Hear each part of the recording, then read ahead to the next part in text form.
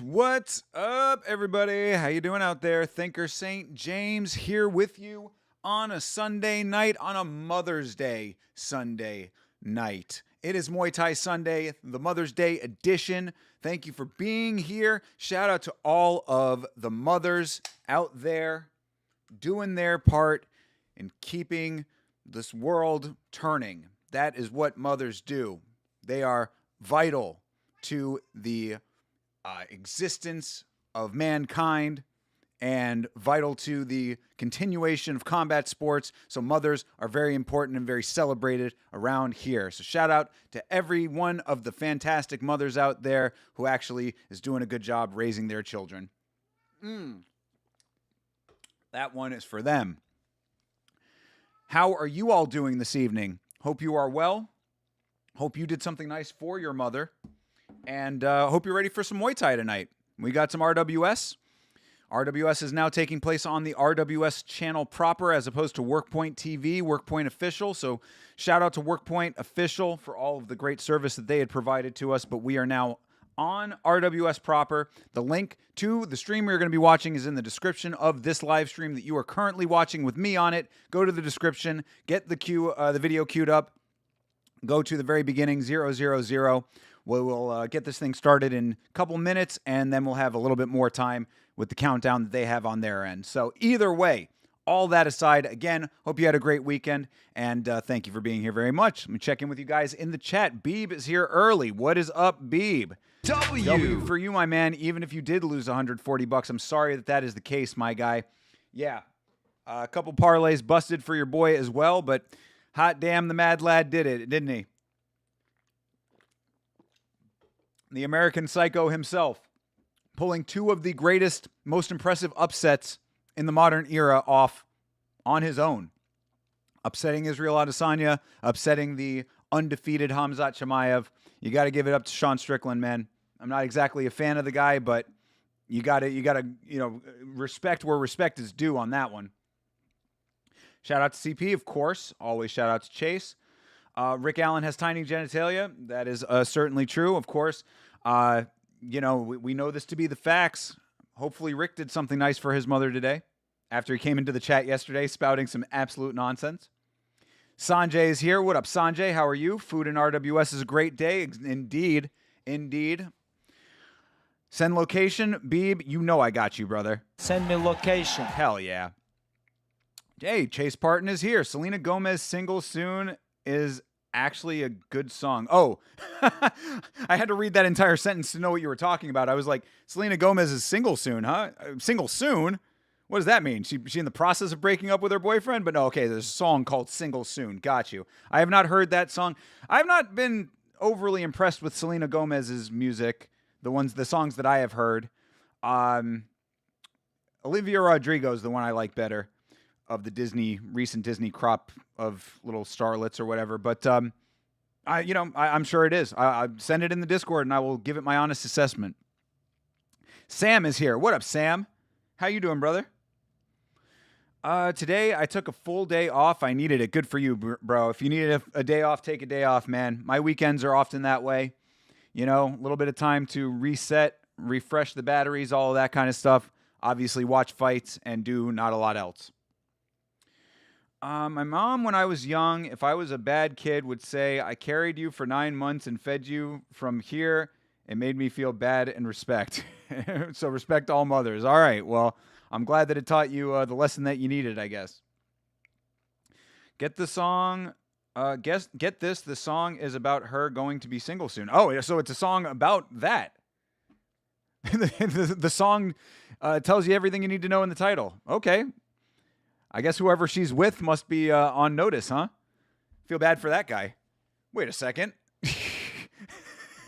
He's just listening to the lyrics, and it's like, I'm about to break up with Steve. It's like, what? Wait a second, I'm Steve.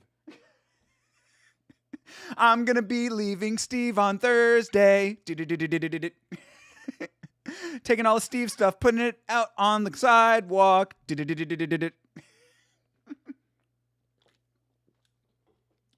Calls up his friend like, dude, I think that Selena's about to put all my stuff out on the sidewalk on Thursday. You're overreacting, bro. You're just making stuff up in your mind.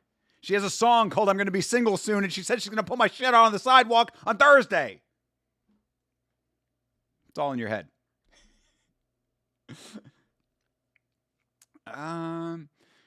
Brought you into this world and I can take you out. Yeah, classic mom bar indeed, for sure. Absolutely. I don't remember my mom having many of those kinds of bars like that. I don't remember what she used to say when she would get mad. She would just, yell the full name. She was one of those, Matthew! I got that a lot. But I don't remember having many of those like catchphrases. Dad was the one who was like the taskmaster. Selena's a good cook.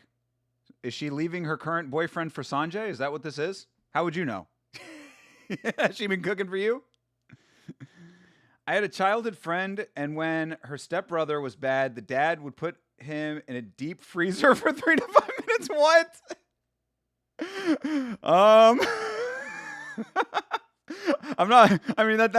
That's not something to laugh at, but that seems like a little bit of a borderline child abuse, but 3 to 5 minutes may be acceptable levels. I don't know what the level to that is, right? Like what is the level to where that becomes child abuse?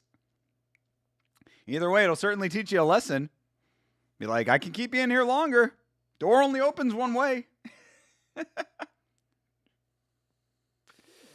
I know he'll be a mess when I break the news, but I'll be single soon. Damn, she really is putting it out there like that. Why, like... I assume that she's single now and is just putting this song out there as like one of those kinds of songs that people make for other people, But like, if she is not single right now, then I feel really bad for whoever she's with. That's, I don't know about all that. It doesn't seem right. Chase, almost, but my mom had more love in her technique. Well, I'm glad to hear that. What's good, bro? Sam, what's good with you, brother? Yeah, doing good, man. Glad to be here. Forever adjusting my camera. But, everything's good, man. Had a lovely, very nice dinner with the family. Got to celebrate Mother's Day. And had a great time doing that.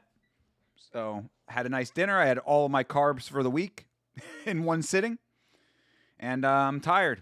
But we're in it. We're ready to go. We got RWS coming up in about 3 minutes, and then 4 minutes on top of that. If you have the live stream queued up, you will see 4 minutes and 5 seconds on their countdown. You are in the right place if that is the number that you see.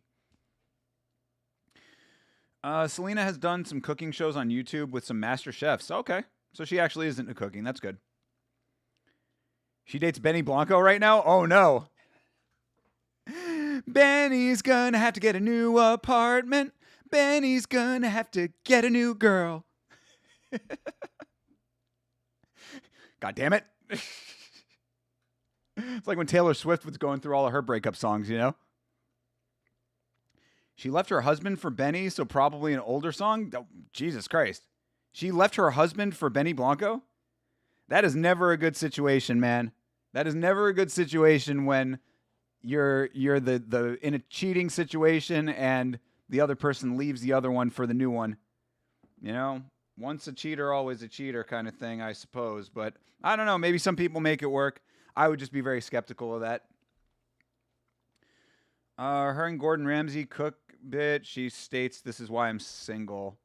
Because she does cooking shows with Gordon Ramsay. Hey, Meat Rocket. What up, brother? You thought Hamzat won 3-2? I've been hearing that a couple of times from other people. I think Sean took those 3 rounds. I think the 2 judges that scored it the way that they did, I agreed with them. I think Chase is a person who thinks that Hamzat won, so we'll talk about that tomorrow on the podcast. Of course, last week's Fights podcast tomorrow night, 10 o'clock p.m. Eastern Standard Time. You can hear all of myself and Chase Parton breaking down each and every fight and our thoughts about the main event. make sure that you are with us tomorrow night. Shout out to Thinker's mom. Happy Mother's Day. Yes, I told Mom that the chat said Happy Mother's Day, and she was very happy with that. So thank you all for wishing Yama Mama a Happy Mother's Day. She was very she thought that was it was very special and made me feel good too. So thank you guys. What are we watching? We are watching RWS. The link is in the description right now, and it is 10:10, so we are about to get this thing started. I will give you your last couple of seconds here to get yourself queued up. Click the link in the description of this live stream that you are watching with me on it right now. It's down in the description. Get yourself all queued up.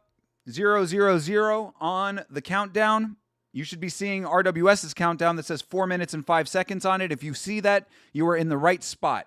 So get yourself all queued up here because we are going to get started. Are you ready? Are you good? You got your link clicked? You got it all queued up? You got it ready? Everything good to go? Because we're getting this thing started right now. Okay. Here we go. We are starting in 3, 2, 1. Let's jam. And there is your timer as well. So we are underway about 4 minutes now until RWS's feed starts. So get yourself in position here, folks. Johnny the God is here. What up, Johnny? How are you, sir? Good to see you, brother. Thank you all for being here on a Sunday night. Hope you all had a great Mother's Day. Did something nice for your mother. Honored your mother if she is not with you or, whatever your situation may be. I hope you had a good one either, no matter what it is. You said 3-2 Chimaev as well. Yeah, but you didn't watch the first 2 rounds, Sanjay. Unless you did, you went back and watched it. If you went back and watched it, okay. Jeremy Hall is here. What up, Jeremy? W for all of you guys. W. Jeremy Hall is here, and he saw that 4:05 on the timer, so he is locked in. Appreciate you, Jeremy. Hope you had a lovely day with your mother as well. Shout out to your family. Bleeding Edge is here as well. What up, Bleeding Edge? Good to see you, brother. Made it just in time to get synced up from the start. My man. Love it, dude. Love it. Thank you all for being here. The gang is all here. Makes me feel like $1 million whenever you guys are around.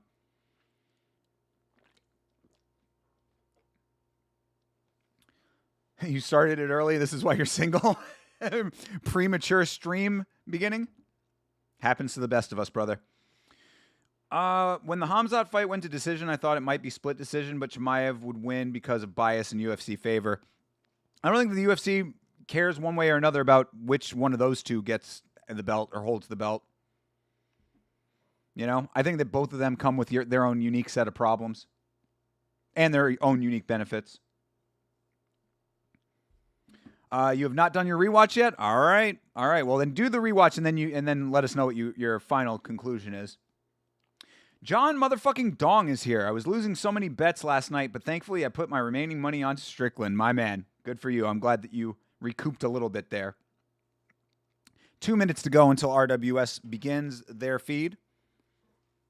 So we are right on schedule here. New respect for Van after last night. I mean, this is what Chase and I had kind of seen from Josh Van from the beginning. This is one where Chase Parton gets a lot of credit for his recognition of what Josh Van was capable of,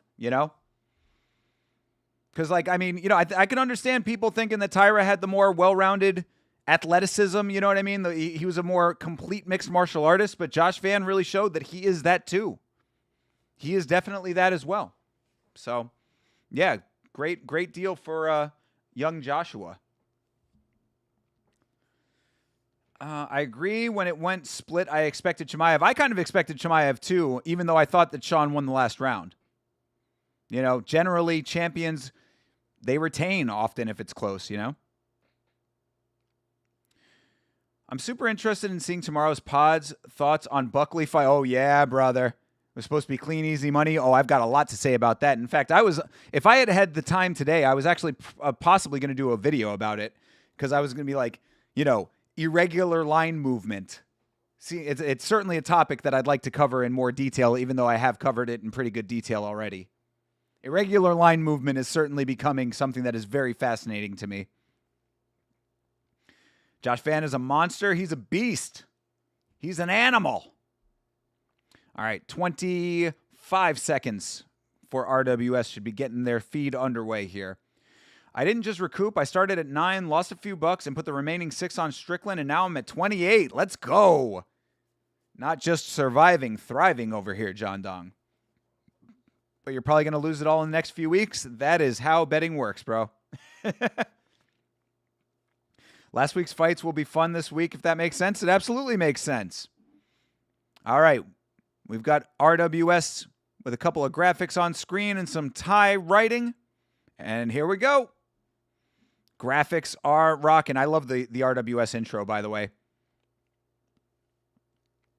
The Myanmar manifestation by name, the fearless by game. Jesus, Chase Parton's out here as Josh Van's fucking PR department now. I've got big plans for you, Joshy boy. He sleeps Pantoja. Now that's a tall order right there. Let's not get too hasty here, thinking that Josh Van overtakes Pantoja because he beat Tyra. Remember who the divisional GOAT has been for years and years. But I will say, Pantoja has been the GOAT for a lot of years. You know who else was the GOAT for a lot of years? Israel Adesanya, Kamaru Usman. You know what I'm saying? Anderson Silva. What I'm saying is time comes for us all. Pantoja is no different, but we will see. This is certainly going to be the conversation. Remember last time Josh Van won in the co-main against Pantoja? Jan got a big upset win over Merab. Maybe if Van wins his next fight and it's a co-main, we should get a bunch on the dog in the main. If you're a superstitious person, perhaps, Sean Dong. I'm so disappointed. This is what I felt when I took that 200L on Alex versus Onk 1. Bet, you swing big, you miss big sometimes, brother. But that, you got to be in it to win it.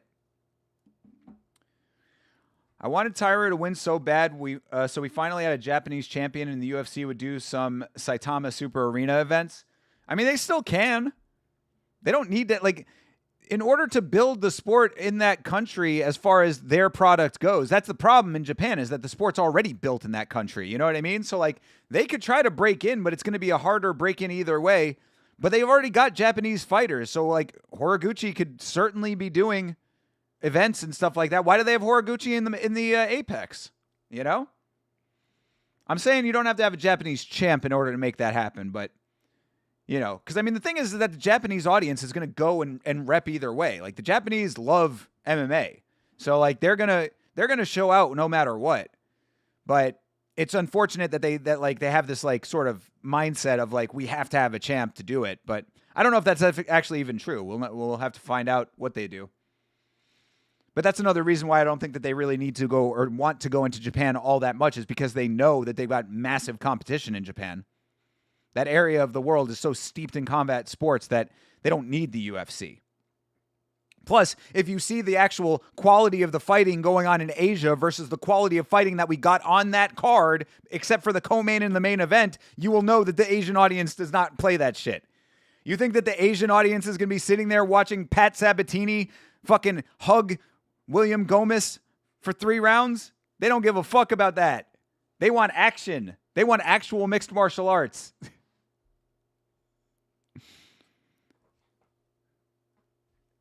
I love these announcers, dude. Rajadamnern World Series!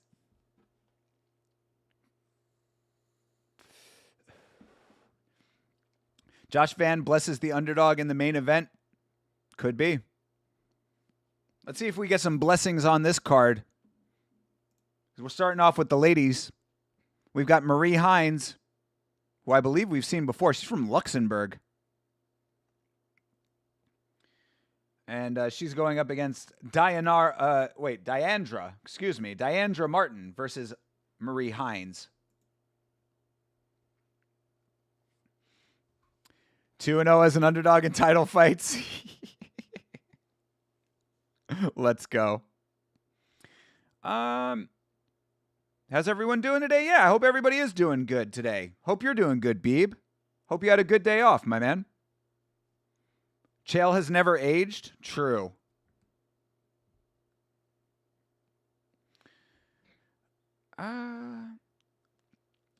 I got an adrenaline dump last night after the fights, and it made my day and woke up with a good mood. Man, hell yeah, Johnny. Glad to hear it, brother.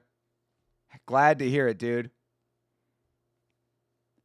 Glad to hear that. I hope all of you had a great day today.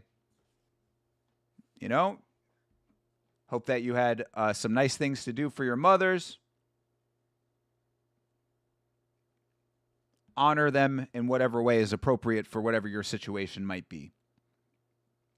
I won't allow any Pat slander. That Sabatini Gomez fight was fire. That's the kind of fight I pay to see. There you go. Exactly. You're going to bring that over to Japan? You're going to bring that over to Asia?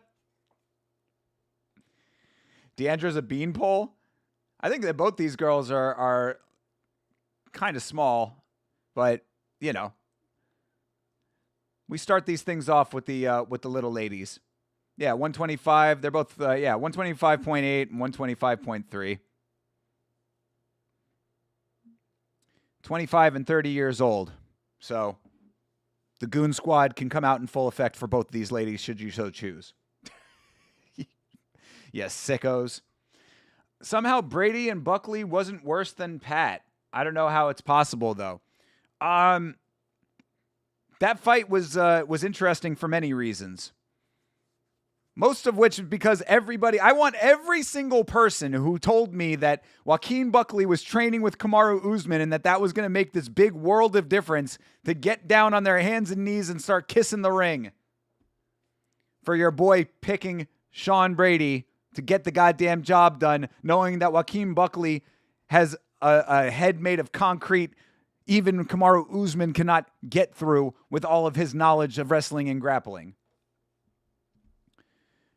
Rick Allen is here. We were just talking about you earlier, Rick. Do you think the White House card blows? No, the White House card is a good, solid card for anything but the White House. I did an entire Yama episode about the White House card, Rick. You should watch it sometime.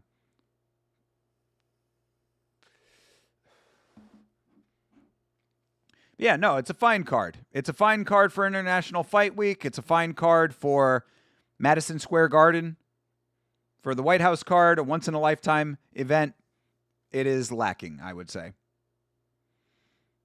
Oh. All right. Marie Hines getting down in the center over here. She got an interesting dance she's doing right now. She's going down, coming up, going down, coming up. She's doing the Swan Dragon. It's my favorite move.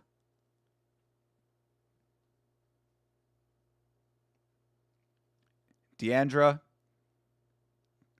copying her moves right now. She's putting a little bit of a different spin on it, though. Right now, Marie is winning on the dance moves. I, for one, didn't care he trained with the guy he lost to. I did care that Buckley decided to just not compete in MMA, oddly enough. I mean, he did compete. He just made tremendous mistakes consistently. That was the big problem. Round one, I was not mad at the mistakes because, I mean, I was mad at the mistakes because you already should have known what was going to happen in a fight like that. But you go in there, you find out that that's what the game is. I was very mad at rounds 2 and 3. This dude is out here doing anything and everything to get his feet off of the ground, the one place that they needed to be against the guy who's trying to get you on your back. How's the Kia driving? Does Rick Allen have a Kia? I don't know if that's the meta. You have a 10-8 for Maria pre-fight dance moves? True, dude. Yeah. Absolutely. She's completely wrecking shop right now. High knees looking good. Oh, look at this. Yeah, she's doing the whole 9 yards. She got one foot wrapped. Something to keep an eye on. I don't know why everyone was betting on Buckley. I bet Brady early at -170 thinking I got good odds. Then it became a +200. Yeah, well, see, that's the whole thing, Meat Rocket, is that there was irregular line movement on that. But now we all really got to scratch our heads and wonder why the fuck that happened.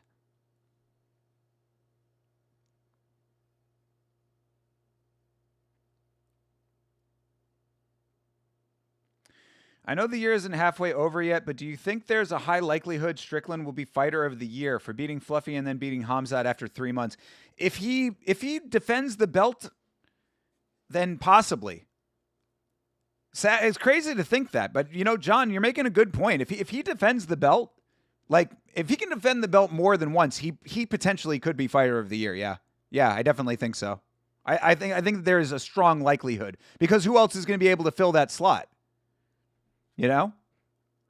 Maybe you can maybe say Alex if he defends at heavyweight after beating Cyril Gane. If Alex beats Cyril Gane and then beats Tom, that he might have a claim to it. But other than that, I mean, Sean Strickland probably has a pretty good. Sean Strickland is certainly an early front runner because beating Hamzat is one of the greatest upsets of the modern era right now, and now he has done that twice.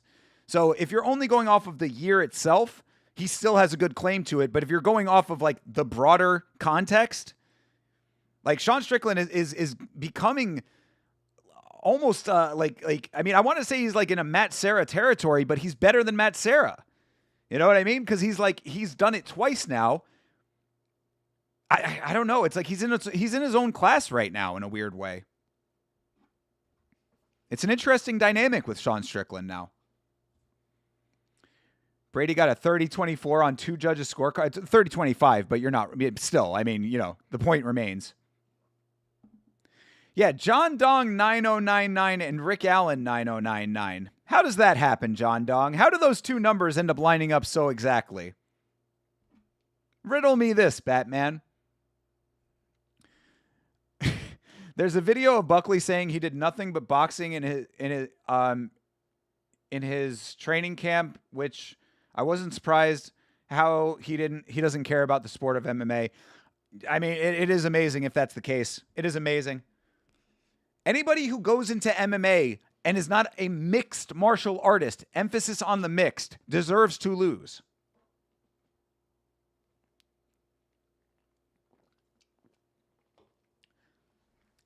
And now the ladies are going to get nasty. I love Muay Thai. Let's hope so. Wimmelmet is here. Wimmelmet.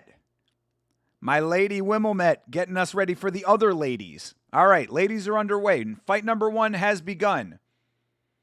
They're going. Yeah, they're trading early. Ooh, all right. Deandra getting a nice kick off early. Both of them teeping, getting those kicks going. Hey, they're hitting the Frank Dukes over here, the spam kicks. Fighter of the year is Bobby Green, early candidate. I mean, I don't know. You're maybe not wrong. King Green is the man. Once he has his custom shorts, it's all over. I could see Josh Van being a potential fighter of the year contender if he defends the belt against Pantoja. I agree.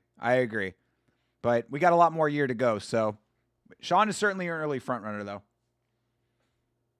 Alex, if he smokes Cyril, he's got to beat Tom, too, though. Those 9099 numbers must be random. I don't know. It's just a coincidence. Okay. You and Rick must be the same guy. Brother, I appreciate you acknowledging. I appreciate your acknowledgement.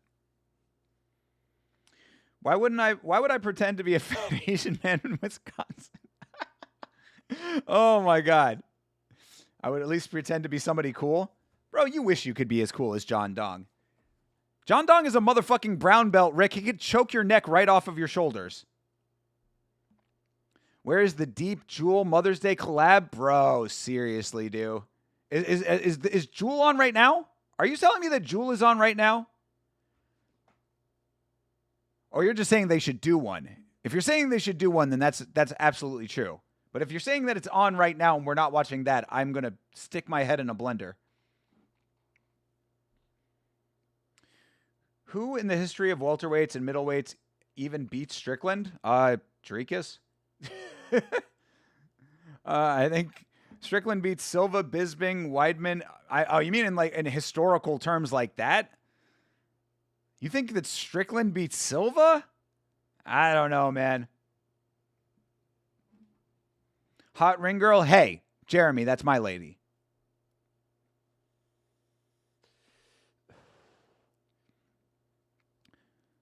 Why would I pretend to be the only Asian man in Oklahoma? Very random thing to pretend to be. Again, brother, you wish you could be as cool as John Dong. Prime Usman might give current Strickland issues. Oh, hell yeah, dude. If Hamzat was able to get Strickland down, I think Kamaru could keep him down. Kamaru got Hamzat down, if you remember. Red can do insert knees with the lead hook and close the distance. Somehow she won that round. I don't know if I agree with that necessarily. Marie takes round 1. I think Deandra was doing some nice work in that round. A few years ago, I thought Whitaker versus Strickland would be a good fight. Times changed quickly, brother. Now Whitaker is fighting Nikita Krylov. We're going to see if he can even do that. Best way to get into an upright passive fighter is to step in and look for uppy elbow. I like the up elbows. Giving Bobby Green custom shorts is like that one Burger King employee that has been working more than 20 years and his only reward is a bag of snacks and some gift cards, brother.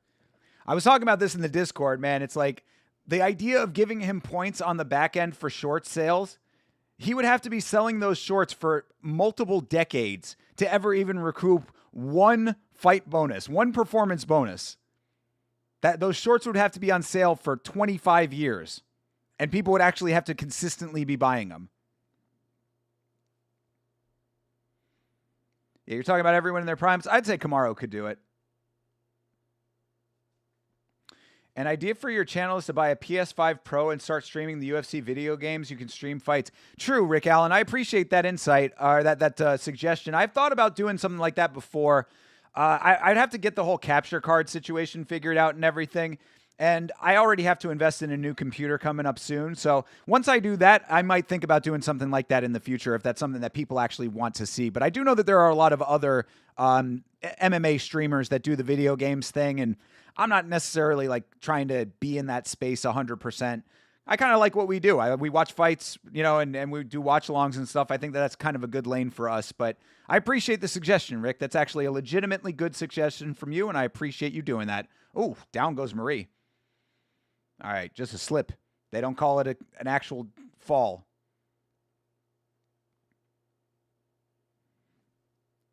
Usman beat Sean already? Oh, did they fight? God damn it. Losing my mind over here. Yeah, Prime Usman versus Strickland today.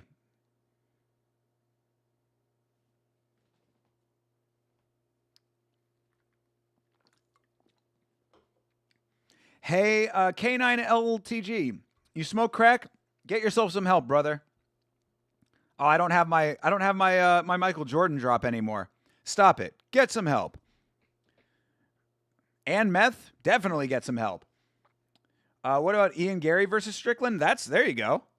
At what weight, though? At middleweight? That'd probably be boring as fuck, probably. Yeah, little Marie is getting bullied a little bit, it is true. But she won round 1, so Deandra's got to be up 2 rounds to win this fight. Kind of crazy.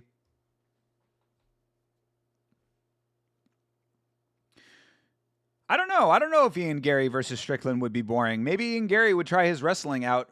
But really, I mean, that should be the big takeaway too, right? Everybody was kind of not aware, I guess, of how good Strickland's wrestling really is. But, he's pretty goddamn good on the ground. Joey's stream last night was hilarious. He was so mad. I know. Like, what was he mad about? Like, I don't understand people getting that, like, emotionally invested like that. I mean, about, like, the actual winners and losers. Excuse me. Like, what was he mad about exactly? He was mad about the decision? I mean, if he didn't agree with the decision, okay. But, like, what's there to be mad about exactly? Sean beat him. If you don't agree with it, then okay. But, like, again, I don't know. Like I said, I have really very little interest in what Joey does. Everybody else seems to have a big interest in it. They gave round 2 to Marie as well? Are you kidding me right now? Bro, what is this bias for Marie? Marie Hines getting fucking gifted these rounds over here. She has no hands, working kicks only and relying on it. This was Sanjay. I don't know. What are these judges doing right now?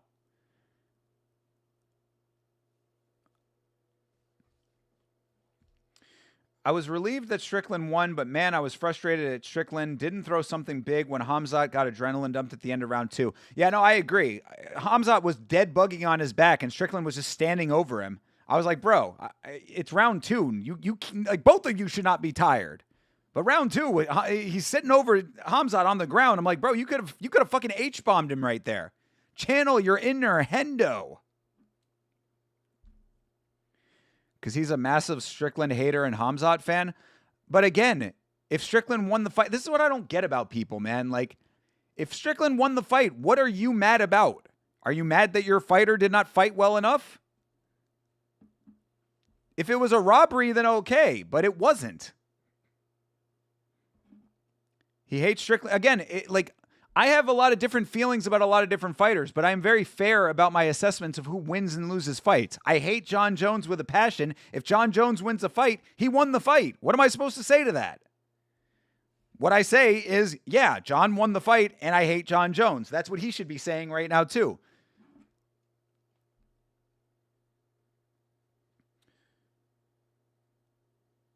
Red can get it with a soft combo with A. She's going to get it, bro. She's up 2 rounds for no reason right now.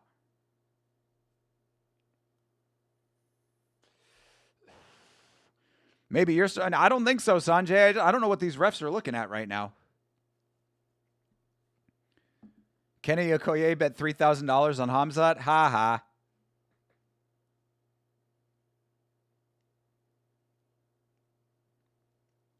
He's so biased for... I mean, everybody's got their biases. But again, it's like, you just understand that, like, you know, if you don't have a reason... If you don't have a reason for the fighter not winning the fight, you know what I'm saying? Like, if you don't have a reason that fighter should have won the fight, then you have to accept the reality, whether you like the guy or not. You know what I mean? There are plenty of fighters that I don't particularly care for. Like Arman Sarukian, perfect example. Arman Sarukian wins a fight. I'm not going to be like, oh, fuck that. That's bullshit. No, he won the fight. If he won it fair and square, then shut up. He crashed out. Yeah, I've been hearing. Do you game at all? Yes, Rick. I play 2 games right now. I'm looking for more different games to diversify a little bit because I'm getting tired of the games that I play. But I play a game called Omega Strikers and I play a game called Minion Masters. Those are the only 2 games that I play currently. I also play Tetris, actually. I play Tetris as well. J-Stress. I actually threw up a fucking a sub 21 last night.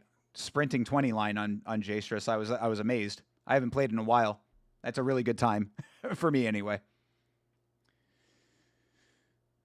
All right. Well, no beanbag, so Marie is going to win that fight, even though I do not believe that she did.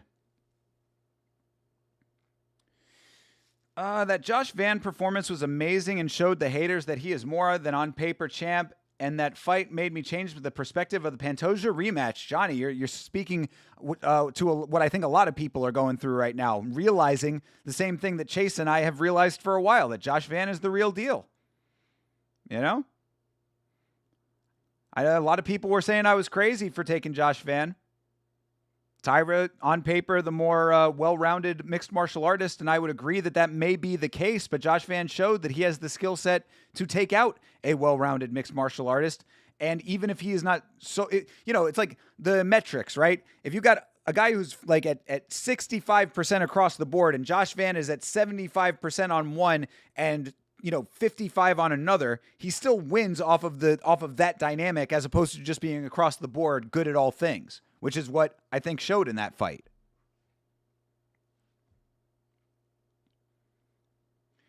Deandra has a nasty potential in Muay Thai. Yeah, I'm saying. They just fought 30-27 to her like she didn't win any of those rounds. Really, that's ridiculous. Marie Hines just getting herself gifted a win over an RWS. Unacceptable. The game Mixtape is getting amazing reviews, bro. It's funny that you say that, Rick Allen. When I was looking, I actively have been looking for new games, and that game did come up. It's not the type of game that I would like to play, but it does seem very heartfelt. That'd be the kind of game I would like to watch someone play, like watch a long play of or something, because it's like a story-based game, coming of age kind of thing. I think there's like some LGBTQ stuff in there or whatever. It sounds interesting enough, but it wouldn't be the type of game that I play. That's the reason I only play a couple games, because I have very specific criteria for the type of games I like to play.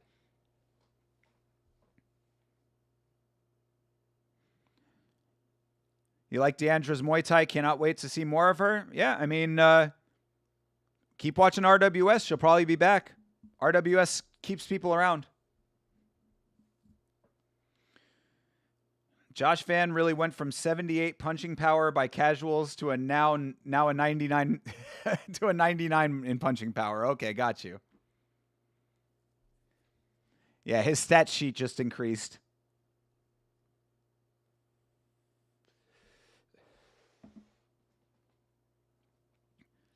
Bullshit, but she'll be a beast? Hell yeah. Oh, we're doing ceiling graphics already? Early ceiling graphics. They're switching it up. Are these new ceiling graphics? Look at this. Oh, wow. Fireworks. Ceiling fireworks. This is like Muppet Vision 3D. Bro. These are new ceiling graphics. That was cool. You wouldn't play the game just because it has LGBTQ stuff in it. Stop being such a hater, bro. Did I say that, Rick Allen? I said it's not the type of game that I would play regardless of that. That would have no bearing on anything. How about this, Rick? You play it and you tell me if you like it. I actually thought that what was that? That new game that came out, the escort game or whatever, the Pragmata, seemed kind of interesting. It's like a puzzle game where they're on the spaceship and it's like the guy and the android. I think it's what it's called, Pragmata. I think maybe I'm wrong about the name. Yeah, exactly. 3027 seemed absolutely ridiculous to me. I saw Ryzen 53 main card last night. It never disappoints. Yeah, hell yeah, dude. I was kind of upset. I was watching the clock as UFC was continuing on, and I was like, man, we're gonna miss Ryzen. It made me sad. Nasty finishes, except the boxing match at the co-main wasn't a barn burner, but still Ryzen never disappoints. They had a boxing match in the co-main event. Damn, way to pump the brakes on a good event. The reason you can tell Josh is elite at boxing is because he rarely needs to mix it up. Hand speed and accuracy, mix in the body, and he's unhinged on the feet. Yeah, I mean, it is a good point. He mixes it up with his striking enough to make that the variety that works for him.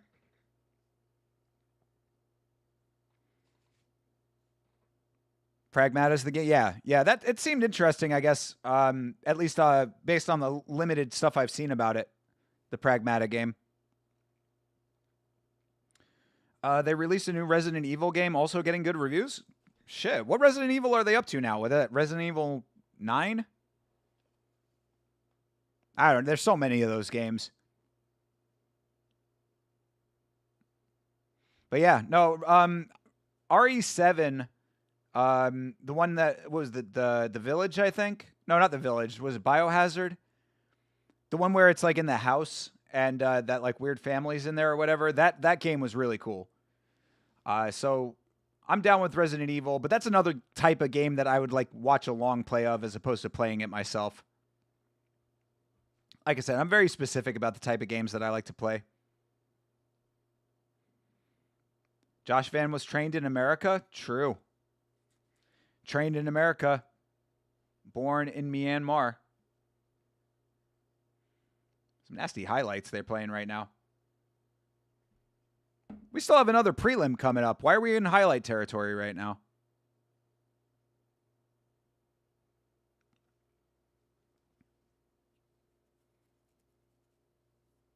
They're playing some classic beanbags for us. Oh, we're back. The best punch KOs. Damn. Great Knee Lord. Chujaren. That is a great nickname. The Somtam Angel. Another good nickname. It's just like a compilation of awesome knockouts. Yeah, exactly. We're just getting some bomb-ass highlights for whatever reason. I guess they're setting up the next fight.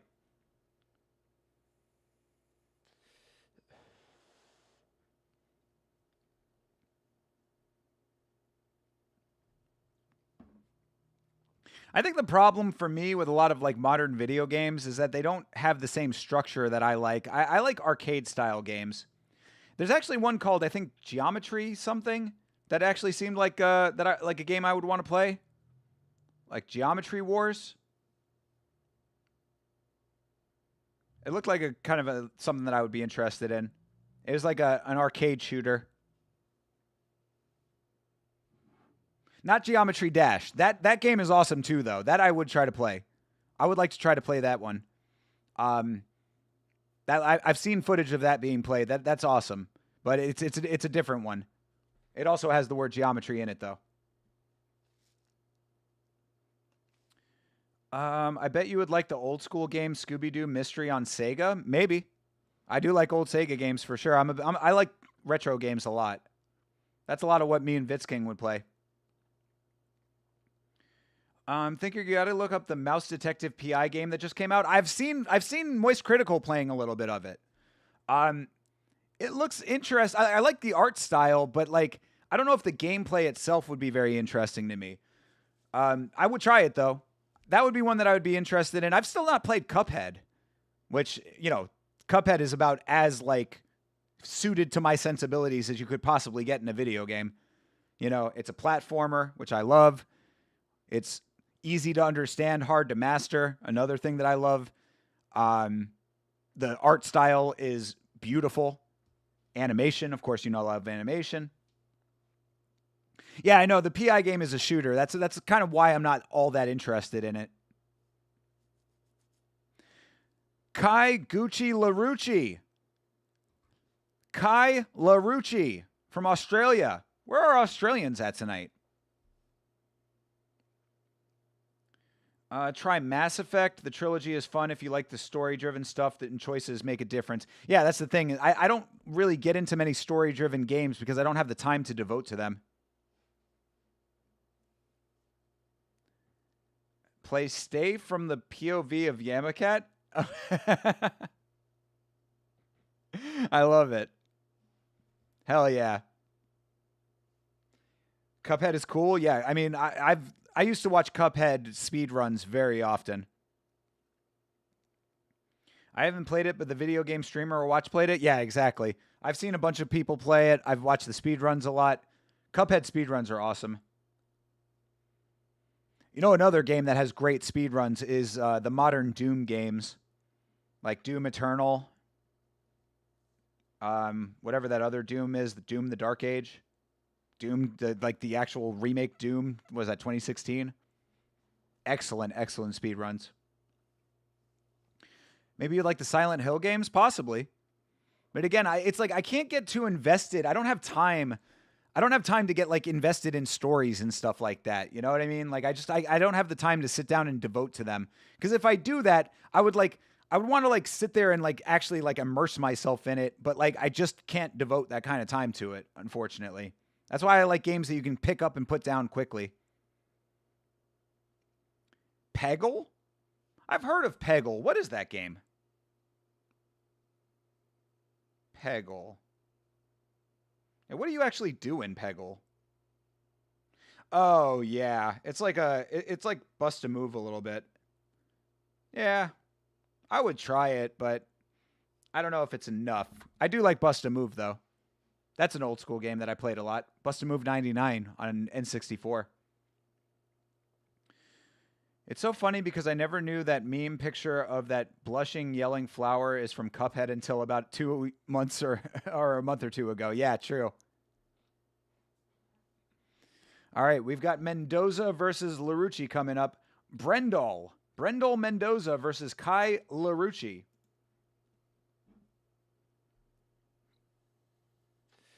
A PS5 Pro is like $1,000 though. Yeah, that's another reason I'm not doing that. PS6 is supposed to be $1,600. Good Lord, dude. For what? For what upgrades? What is going to be the difference of the new generation? That's the thing I don't like about the console generations now. How many more pixels can you possibly stuff into a machine? Yamacat cam would be funny. I suspect it would be like my cats sleep all day and do the leg rub thing. Yeah, Yamacat gets crazy, bro. Like, that's the thing. I couldn't do a Yamacat cam because he's all over the place at all times. He's downstairs sometimes. He's upstairs. He's on the couch. He's on the chair. He's on the wall over here. He's always doing something. And yelling all the time. You think I yell a lot? Yamacat never shuts the fuck up, dude. Jesus Christ. That's why today sucked. Yamacat woke me up at 6:30 this morning. I didn't get to sleep until like 4 o'clock last night. So 4 o'clock in the morning, I get to sleep. 6:30, I'm up feeding him. I stay up for about 2 hours. I go back to sleep, and then I'm sleeping all day. Put the cam on him? I don't know where he's at.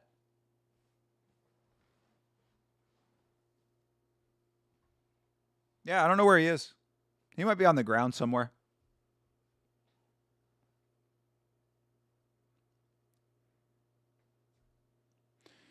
Yeah, $1,600 for a video game system is outrageous. That is outrageous. Where does everybody get this money from? No one is making any money. This is the thing that gets me so crazy right now. They raise the price on rent. They raise the price on every entertainment product. Pay-per-views prices get raised. Everything across the food. Food is ridiculously expensive. Fucking light bills, water bills, utilities, all across the board raising their prices, yet no one's actual wages are going up. When was the last time you got a raise? Think about that. I mean, looking at the people that are in the chat right now, I think a lot of us can sympathize with this. When was the last time that you got a raise at your job? Nobody is making any more money, yet they expect more money from us consistently.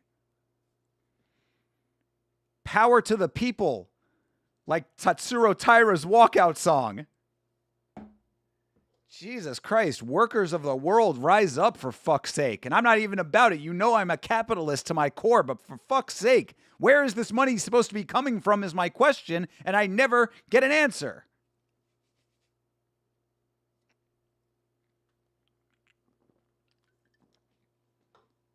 All right. Fight number 2 is underway, and they are off to, ooh, nice knee for Larucci.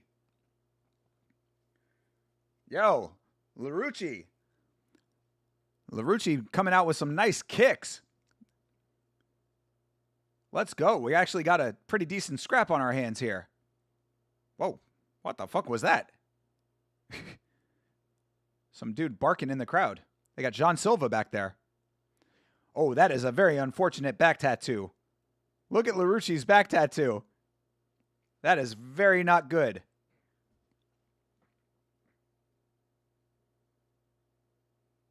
Mendoza's back tattoo looks way better. Ooh. PS5 is by far the worst system I've owned. I'm thankful I sold it to GameStop for $300 cash. I mean, there you go, right? People are just buying these systems because they're the new system out. It has nothing to do with whether or not they actually are worth the money. And like, I have not had a need to buy a system for years. You know? PC has done just fine for me. The only thing I would ever need a system for right now is to play the UFC games. And from what I understand, I might even be able to play them on the Xbox, whatever the fuck system that they have on PC. All right, they have slowed down a little bit towards the end of this first round. Oh, there we go. Never mind. Right back to it. They're just taking little breaks in between their cat fight here. They take a little bit of a break, and then they just start swinging wildly. Thoughts on Rambechki coming into the fight with a black eye, immediately gets kicked in the eye, and it cuts open. Did he have a black eye? I thought that Sean Brady looked like he had a black eye. We talked about that on the watch along. I didn't notice it on Rambechki. And I think I might have definitely not noticed it because I just expect him to bleed the second anything touches him. He's one of those dudes that is entirely made up of scar tissue.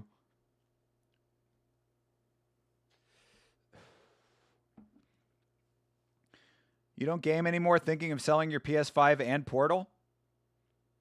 There you go. I mean, if you don't use them. You also have an OLED Switch? Yeah, bro. If you don't use them, definitely sell them. I would think that people could probably get some pretty good deals on used stuff now for that exact reason. Everybody's realizing that there's no reason to get some of these modern systems. I heard that the Switch 2 is like one of the worst-selling Nintendo consoles of all time, right up there with the Wii U. Because everybody realizes, what the fuck is the point of this? You really mean to tell me that I needed this shit for Donkey Kong Bonanza? Super Mario Odyssey with Donkey Kong in it? You get to play Super Mario Odyssey and you get to break blocks as Donkey Kong. Spend $900 on a new system for that.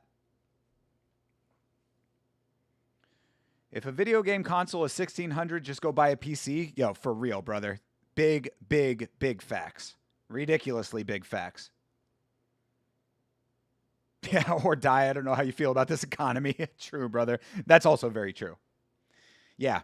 No, those are your options right now, though, is get over or die, sadly. GTA 6 will be a huge and big console seller. That's true. Yeah, GTA 6 will definitely be a killer app kind of situation. It better live up. You know, that's all I'll say about GTA 6. For all of this fucking rigmarole, all this hemming and hawing and delaying and all this shit that everybody's been going through with GTA 6, it better be the best game ever made. All right, Larucci gets round 1, which I think is appropriate. Finally, the judges are doing the right thing.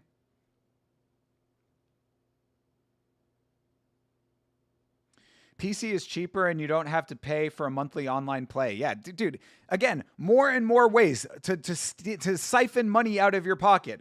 Spend multiple hundreds, if not thousands of dollars on a system and then also get more money on the back end with a subscription. Suck my balls.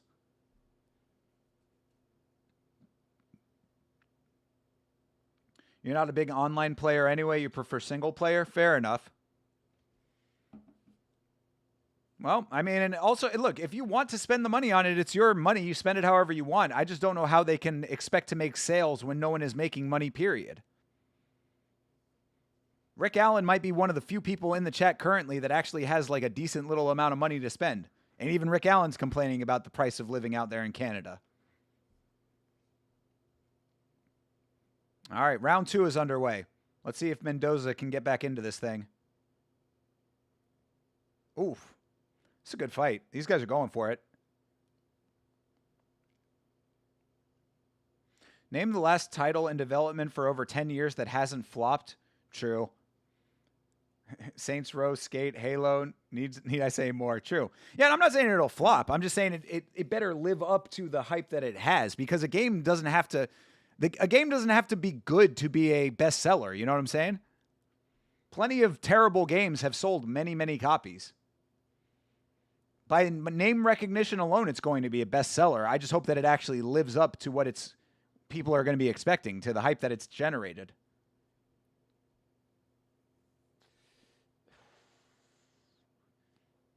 Mendoza with a nice leg kick there. Chase inspired me when he mentioned how much he got for his PS5. Yeah, absolutely. Oh, nice spinning elbow from Mendoza. I'm not an online player, but some games make you have subscriptions on console just to play solo. Yeah, exactly. Live services, they call that. Back when I used to watch Jim Sterling, or whatever the fuck he is now, or she, or whatever they identify as. Back when I was watching Jim Sterling, that's what they used to talk about a lot, the live services bullshit. I don't watch Jim Sterling anymore. I think that the messaging got a little bit too heavy-handed. Like, all right, dude, I get what you're saying. You say the same thing every episode. I make about average money too, bro, but I live a simple life, don't own a car. You don't own a car, Rick. Damn, how do you get to work? You take public transit? It is unable to live up to the hype, unfortunately. People are expecting real jobs that earn real currency in game. True. Yeah, they want GTA 6 to be like Second Life. Like legitimately though. Yeah, like they want it to be a legitimate Second Life.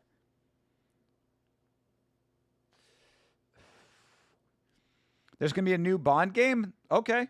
That I might be all right with. The Bond games have always been somewhat consistently good from what I recall.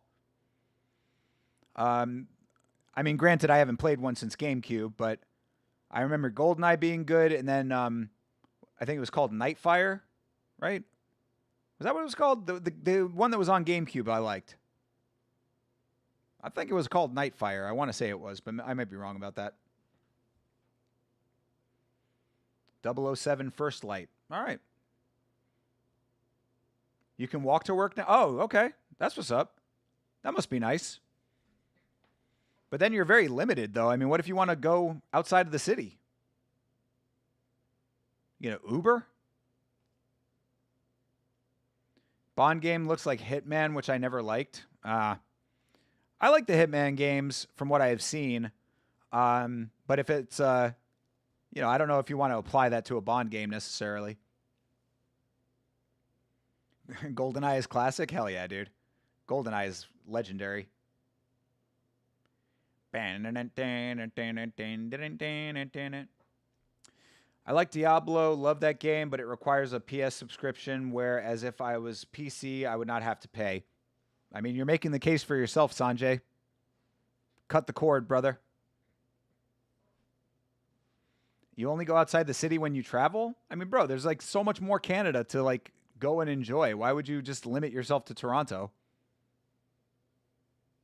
I mean, Florida is a much different environment anyway. There's no way you can get around in Florida without a car, but even if I was in a place that you didn't need a car, I would still probably want one. Yeah, no, this is a good fight.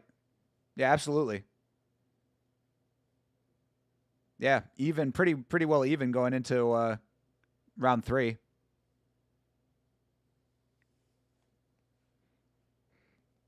Yeah, Mendoza needs to win this last round to get it.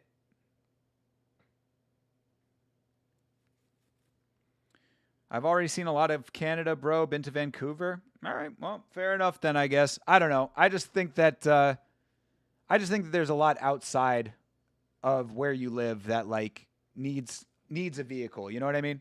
That's just how I look at it in general. Like, because you're locked. What if you want to go to a restaurant that's like not within walking distance? You know what I'm saying? What if you want to go to a movie theater that's like farther away? That like, you know, movies playing at a theater that you can't just walk to.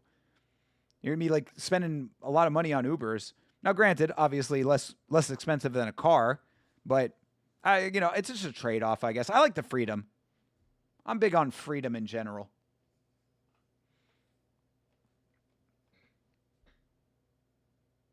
Hey, LaRucci. Nice combos to start. Winging those kicks. Yeah, he's got Mendoza backed into the corner. Mendoza needs to punch his way out. All right, he's starting to shuffle forward now. Yeah, what if you want to take a girl on a date and you don't have pegs on the bike? Chase with the biggest. Like these are the questions with big facts attached to them, you know?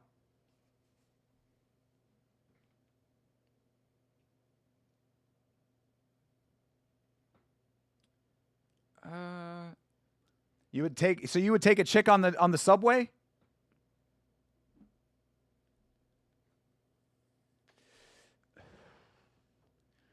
You'd be like, meet me at subway station 4B. We're gonna take the subway over to this very fancy restaurant. I mean, maybe that's the thing, you know. Maybe that's just like the way of life in certain cities. Ooh, nice connection for LaRucci. That might take the round for him.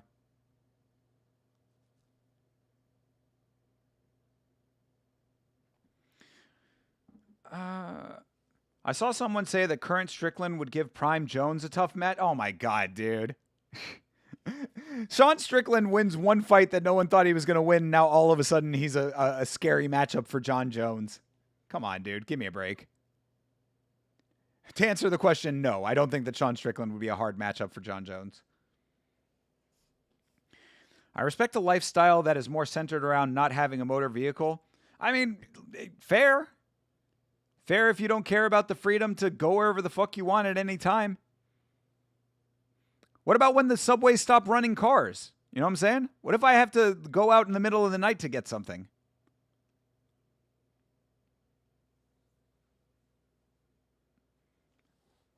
Two fights no one thought he would win. Fair enough. That is a good point. Izzy was on the beginning of a backslide, though. Hamzat, I think, is the more impressive victory, to be perfectly honest. I know that sounds crazy, but in context, I think it makes sense. Ooh.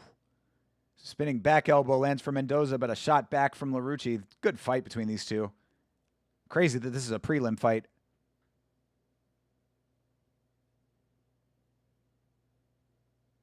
LaRucci just wants out of this fight, though. He keeps looking at the clock.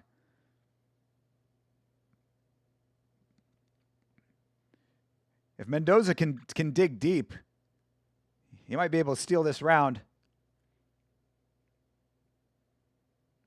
I don't know. That was a close round.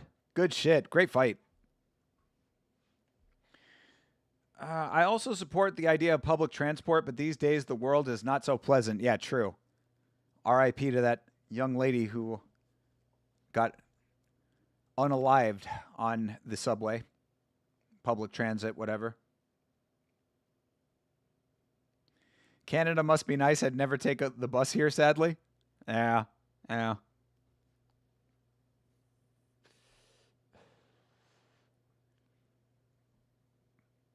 Sanjay, if you're in India, life in general there is not so pleasant and the pollution is really bad. Well, luckily Sanjay is not in India. I use public transport outside of going to work and back and getting groceries. We just don't have public transit infrastructure in Florida at all. I mean, we have a bus system, but it sucks. What about Curran Strickland versus the Jones that didn't take the fight seriously, like the Anthony Smith fight? Maybe.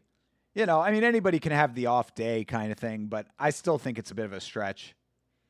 A, TJF. W, TJF. Good to see you, brother. Hope you're well. You've been to Florida and took the bus a few times when you're in Miami. It's not that bad. Well, I don't live in Miami, though, brother. First of all. Second of all, Miami is its own kind of infrastructure. Second of all, Florida is way more spread out than that. So, again, if you are in a single city and you want to just be within that city, then maybe you have a little bit of a shot. But even within some of the bigger cities that are not Miami, the infrastructure is terrible for public transit.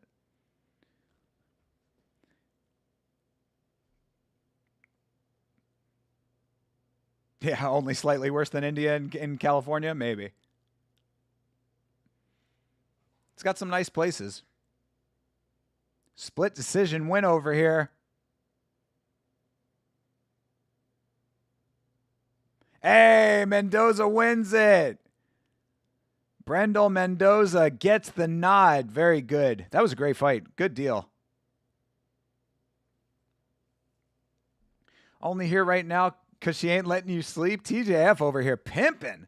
I've been seeing your little comments at TJF. Who is this mystery woman, TJF? I need the details, brother. Come on. Don't leave me hanging on this.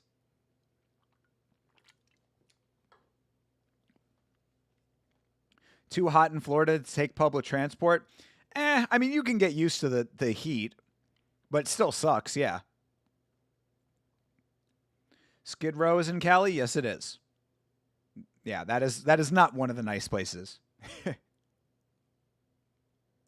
I remember when I was in Burbank, me and the Vitz King, there was this girl behind the counter at the hotel that we were staying at, and I forget how I was hitting on her. But like I was just kind of like flirting with her. I wasn't really like hard hitting on her or anything. But like I was saying like, you know, where do you hang out at? And she's like, oh, well, I live in Malibu. So I hang out at the pool in Malibu all the time. I was like, how far is Malibu from here? Because we got a car. So Malibu sounded pretty nice considering that this young lady was California beautiful. I've always wanted to see Strickland versus Yuri. Who do you think would win that? Shit, man. I mean, based on what we've seen out of Yuri lately, I got to go with Yuri winning that off of the power. But Strickland off of the volume and Yuri maybe having low fight IQ could go either way. But my gut would say Yuri. Hard to say, though. Again, under the current circumstances. That's my own recency bias. You only know Florida because of Miami and Flowrida? Shout out to Flowrida. There's a lot more Florida than that. But either way, still, good place, legendary musician.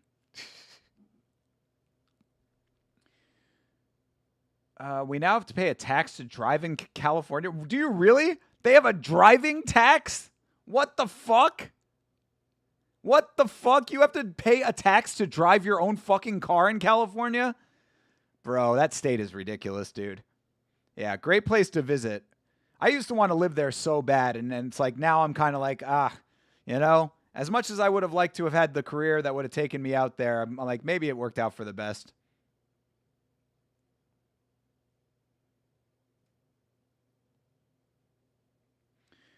You pay for miles driven? What? Oh my God, that is so fucking whack, dude. That is ridiculous. All right, TJF with the details here. Nothing too crazy, but she kind of wants me. I was about to go to bed at 10:30, but already sent me 9 videos of her yapping, 11 as I'm typing. She just sends you like random videos of her talking? All right. Well, again, bro, handle your biz. I mean, you know how to respond, brother. It's very easy. They send you all of these videos. Obviously, she's interested.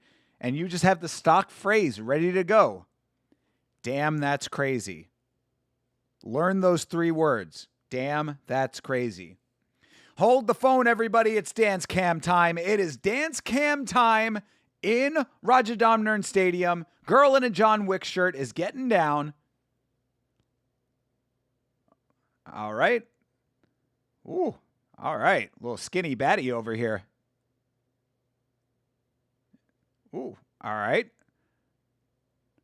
Another pair of okay-looking women just chugging instead of dancing. Oh, white girl pumping. Backing it up on her boyfriend there, spilling his beer on his shirt. White girl number 2 with very, very blue contacts. With her puka shell necklace. I'm digging it. Doing the sprinkler. All right. Average at best, ladies. You want to find Waldo? Yeah, we got to wait till Lachlan's out there. Yeah, for real. Yeah, no, Lachlan's going to be out there next week.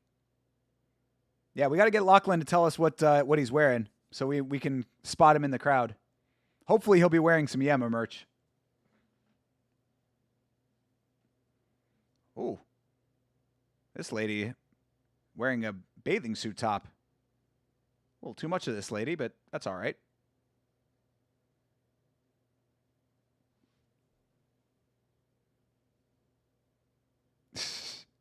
That was enough. Oh, dance battle. Oh, bro in front. Oh, whoa, what? getting a little spicy on the RWS dance cam. What was that gesture that girl was doing? Now this guy has taken over. Brother, the dance cam is supposed to be for the ladies, my guy. Stop stealing the spotlight here. See, and now the dance cam has ended because of that guy. Whack. Way to put a damper on the dance cam. We had a bunch of baddies, several, slightly under baddie status, and then that guy. Anyway. All right, let me catch back up with you guys. My grandparents used to live in Bradenton, but I don't remember it well. Only went once. Bradenton is a beautiful place. Yeah, Bradenton is nice. You got to have some money to live out there, though. Pulled up to her crib and spending time tomorrow. Let's go, TJF. Rather be spending time with Yama too? Brother, pull the stream up while you're there. A girl who shares interests in Yama is a keeper. That's a legit keeper right there. Any crazy ones this week? A couple little booty shakers, but nothing too crazy. Except for that one that she did a little bit of an obscene gesture. Made her fingers like this and put her tongue through it, if you know what I mean. If you were on a pirate ship, what would your job be? At first I said bird's nest, crow's nest, brother. Look out, but I don't know, that sun would bake me. I'd have to settle for a cannon boy. I would if I was on a ship, on a pirate ship specifically, maybe I'd like to be like a navigator. That'd be kind of cool. But I don't know, man. I'd probably just be like a deckhand, you know? One of the dudes that's just on deck, ready to swashbuckle as needed, as necessary. I'm an on-call swashbuckler. Should have focused on the women. The guy took over. They were focused on the woman at first. The dude just stole the spotlight. Fucking dork. Love Bradenton. You lived in Palmetto? True, dude. Yeah. Palmetto, slightly less than Bradenton, I would say, but still, nice area. Bradenton is beautiful. St. Pete, Bradenton area. Yeah, that's a nice place. You get a little bit more inland and you get over to Brandon, which is not as great.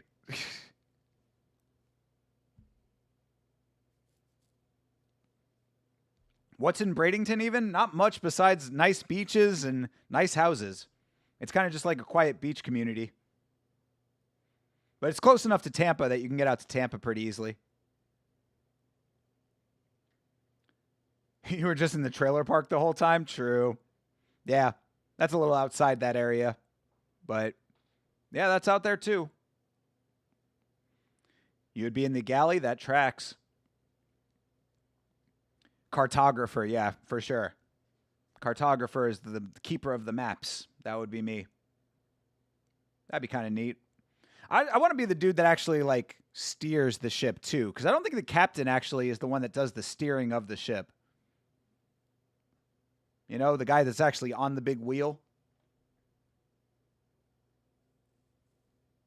You would be the Steven Seagal, you're just the cook? True. But then you'd have to go and kick everybody's ass when the ship gets invaded. Yeah, Sarasota, another nice area. All that coastal area. Seafood restaurants, definitely big business out there. That is true too. Lakewood Ranch has blown up in that area? I know the name. I don't really know too much about that community though. First Mate Steers. There you go. Yeah, I like it. First Mate St. James, baby. Let's see. Lakewood Ranch. Where is that specifically? Yeah, that's just outside of Sarasota. A little bit more inland. Yeah, that whole area is nice over there. Drive that 275 bridge, baby. Some of the worst drivers on the planet out there, by the way. Florida drivers are the worst in the world, and that is possibly the worst area of Florida to drive. I swear people from Florida know everything about their home state, them and New Jersey people and NYC people. I mean, the reason, at least in Florida, I don't know about those other places, but in Florida, the reason is because everything is so spread out that you have to know, like, you have to know because you go to a lot of different places just by nature of being in the state. Like for me, I guess why I personally know it is I grew up in South Florida, so I know everything in the South Florida area. Then I moved to Central Florida, so I know everything in Central Florida. I go to Tampa pretty regularly, so I know Tampa decently. And I've been to Jacksonville a number of times, so I know that area. There are areas of Florida that I do not know. Panhandle, I don't know very well. Pensacola area. Up there in the Redneck Riviera.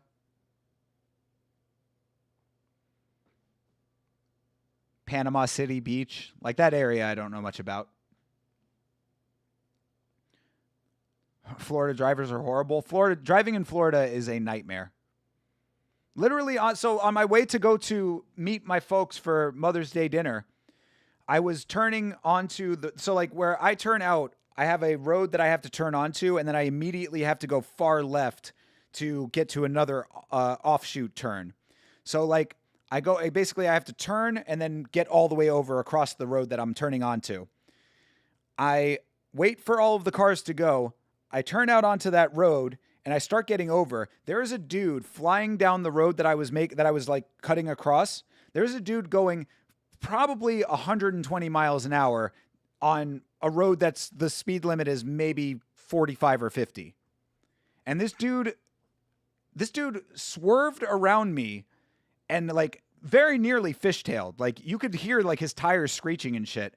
The way that he had to like get around me as I was like very carefully and cautiously getting into the street I was going on to get to the other turn lane. It was wild. Like I didn't even see him coming. He was coming so fast. Like he was driving so fast towards me that I didn't notice when I started getting onto the street.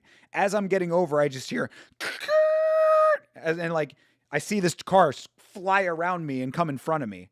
And I was like, holy Jesus Christ. Yeah, it was crazy. And that's in my neighborhood that happens. I've talked about it before. I get into accidents almost on a regular basis in the plaza across the street, less than a mile away from my house. People can't even drive inside of a parking lot in Florida. Ohio drivers give Florida drivers a run for their money. I can confidently say that is not true. I say with all confidence that there is no way. No way in hell. They might be bad. There's nothing as bad as this. I'll have to go to Ohio sometime to check. I'll come up to Ohio and visit Chase Parton sometime and go drive around a little bit. I call bullshit, sir. DC drivers are easily the worst than San Diego. No fucking way. No way, dude. I've been in San Diego. They're not that bad. DC, I have not driven in, so maybe I'll say maybe, but I stake the claim. Florida drivers, there's nothing like driving in Florida. It is the worst on the planet. And again, specifically, the 275 corridor is the absolute worst.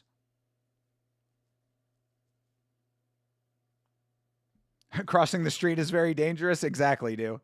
Exactly. That's literally it. Like, that's the craziest part about that story that I just told, is that I was going from my street onto a cross street and then over to a turn lane. That's all that I was doing. 1, 2. That was it. 1, 2.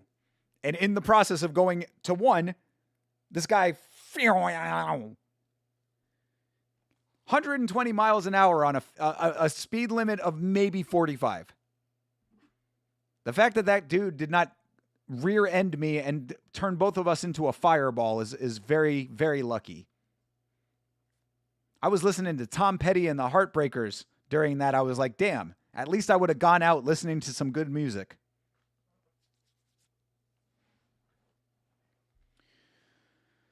All right, it's time. What are we saying on my digital art skills? Do I have a future creating simple logos for small businesses with no standards? Yeah, I think that you have potential. Definitely. I think so. I think the problem that you're going to run into though, Chase, is that you have to be able to do that in vector, because people need their logos done in vector so that they can print them and resize them as needed. So if you're only doing it in Canva, then you need to make sure that you're able to export it as a vector. But if you can do that as vector graphics, I don't see why not. If you're working in pixels, find a way to convert to vector. But I definitely think that you got some potential, my man. I really like the street word one.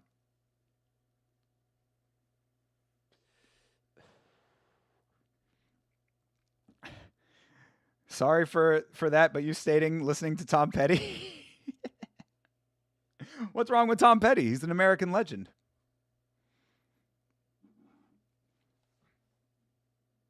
Yeah, you got to do it in vector graphics. vector graphics are resizable, rescalable, geometry-based graphics. Jesus, look at this chick with all her tattoos.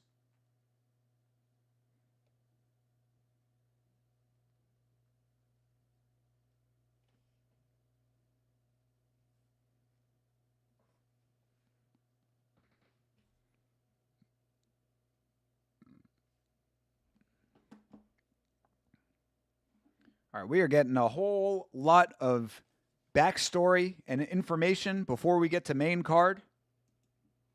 But next up on main card, people, we got a treat coming up because our dude, Lertsinga, who we've seen before, I remember Lertsinga. Lertsinga is fighting a guy named Cactus.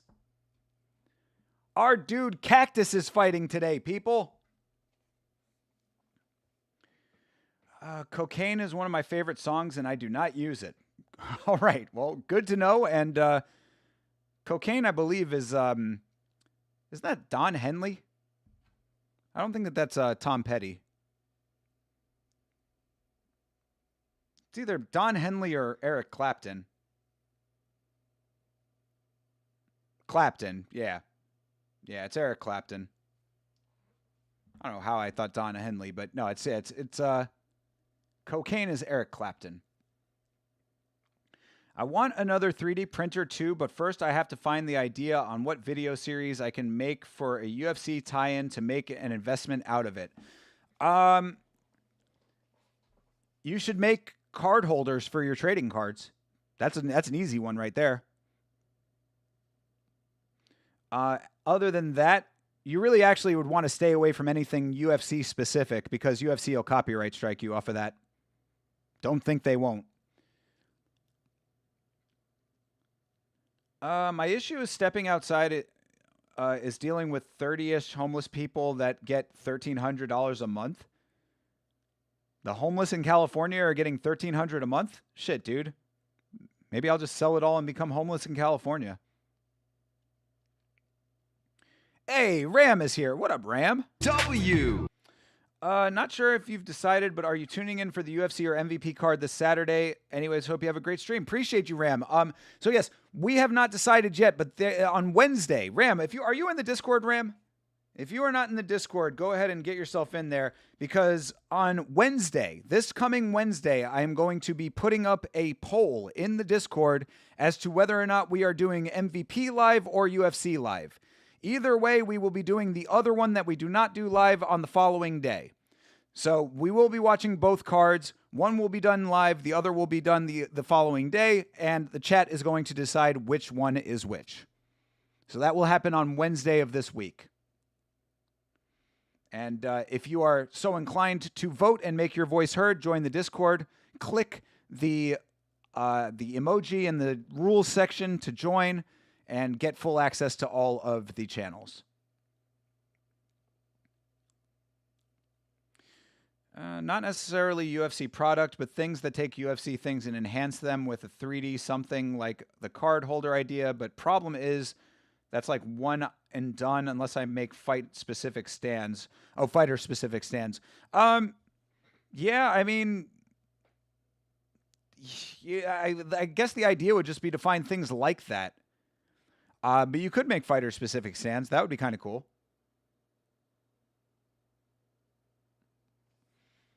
You know, do custom fighter names on the stands. Although I don't know, their name and likeness might be also copyrighted by the UFC. They might have exclusive right deals with the fighters' names. But that would be one that I would at least wait for the cease and desist on.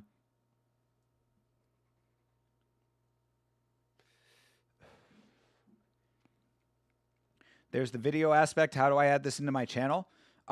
You film time lapses of the prints being done and do voiceovers, I would say. That'd be my idea. Be like, all right, guys, we're going to be doing a custom print of Brian Ortega. You know, here's where you show yourself designing the Brian Ortega element of it, in the software. Then you do a time lapse of the print. It would certainly get samey. I will not disagree with that. But that's the problem with 3D printing is that custom stuff. Like, I mean, there's 3D printing is like for utilitarian products most of the time, or utilitarian items. Like, unless you're doing like specific, like large scale prints or something like that, there's really not that much that like 3D printing, like, I don't know. Anytime I know somebody with a 3D printer, they're 3D printing like, you know, video game cartridge holders. They're 3D printing this little part for this machine or that kind of stuff. It's like little random stuff. So I don't really know if there's like that much content to be gleaned out of 3D printing currently. But, you know, I don't know. I'll try to think about it some more, Chase. I'll see if I can come up with some ideas for you.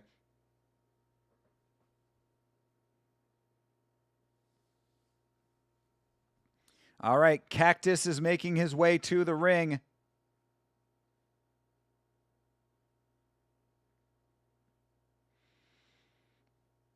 My thing with the 3D printing versus other stuff is like, if you don't have like a concept in mind, then like, why not just take that money and invest in something that has a better concept potential?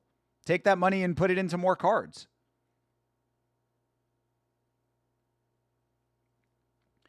Actually, you make a great statement about the fighter names. Since TKO bought it, and this came from WWE stars like Asuka that had to change her YouTube videos. Yeah. Well, the character names in WWE, I think, hold a little bit more weight than actual birth names. But I would still just be like, I don't know, just knowing how litigious TKO and WWE and by extension UFC could be, I would just be slightly careful that way. Yeah, if it's no content, it's not worth the investment. That's thinking like a content creator for sure. And I mean, you already know that you have a built-in audience for the trading cards. So like, you know what I mean? Like that would be my thing, is like, go with what's working. You already know that people love the trading card live streams. So if you're going to invest in anything, invest in things that would up the production value of that. Actually, Chase, if you, I mean, thinking it through now that I'm saying that out loud, if you really want an idea that I would have, invest in a secondary camera so that you can get a close-up of the card as you unveil it. That actually, you want to talk about cooking, I think I just cooked pretty hard with that. You can get a secondary camera that's like lower than your body, or like maybe on like a little mini tripod. That's just like a close-up cam. And then when you hold it up, you can hold it up in the main shot, and then you can do an ISO shot of it down below. That I think might actually be the deal right there. And get like a little overhead light for it or something, or like some kind of little light setup so you can really see like the refraction, you know, the chrome, that shine the chrome. Vince sued WWE people for doing YouTube content. Yeah, exactly. They are fastidious with their intellectual property. Oh, they get free reign now? That's good to hear. Yeah, kayfabe is dead, so they don't care about breaking kayfabe anymore.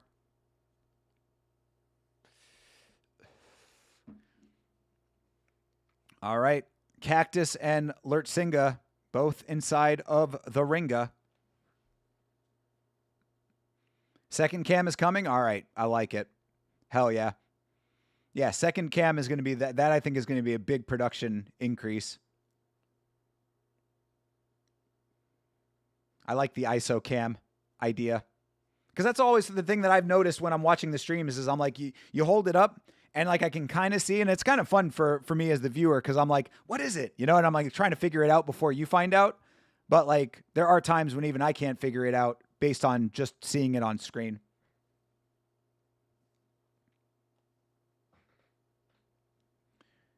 Just do not get your cards graded from PSA. Yeah, true. All those grading services are bullshit. I know that very well from the retro gaming space. They have a massive lawsuit incoming. True. Yeah. Yeah, PSA. There's a couple of like grading services that are all complete garbage. I saw Moist Critical covers them pretty regularly, and he showed a video of a guy who got the same. I think it was cards. I think it was Pokemon cards, and it was a guy who had a Pokemon card graded. He then unslabbed it and sent it back in again. Had the same card graded a second time, and the grade was completely different. It was like an 8 one time and it was a 7 the other time. And he's like, what?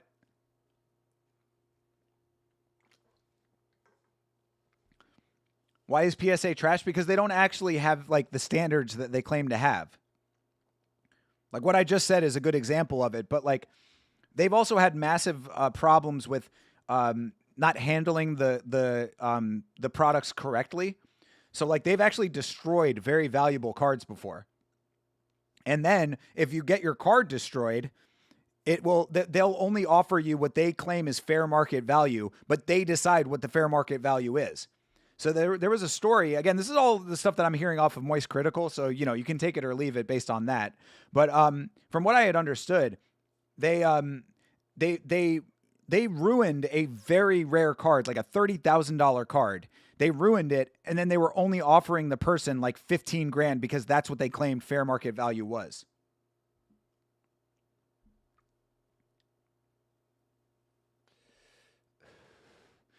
And I mean, PSA is just one of them, but like PSA is like, you know, what I've heard is it's not the only one that this is the case for.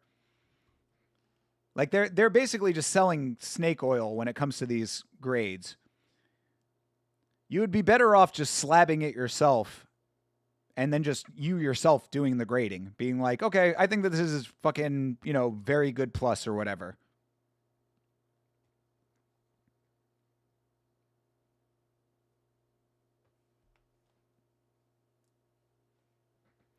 I ordered from UFC.com, and I swear to God, it's the slowest shipping I've seen in 2026. When's it coming? When did you order it, and when's it going to arrive?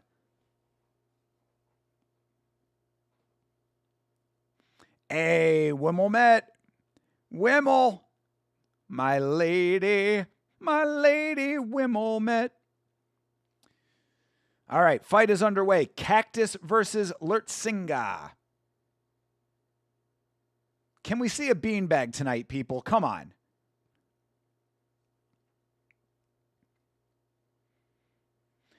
Yeah, all of those grading services are like complete scams from what I understand. Money-making endeavors. They also claim to have experts on staff, and a lot of them are not necessarily like actual experts in the subjects they claim to be experts in. Yeah, properly contain your card and keep it yourself. Exactly. Ordered Thursday and it's coming Wednesday? It's not the worst. A week? A little less than a week? 6 days? It's not super fast, but I've certainly seen worse shit. That fucking t-shirt that I was talking about from Discount Cemetery fucking took forever to get here, even though it said it was already delivered.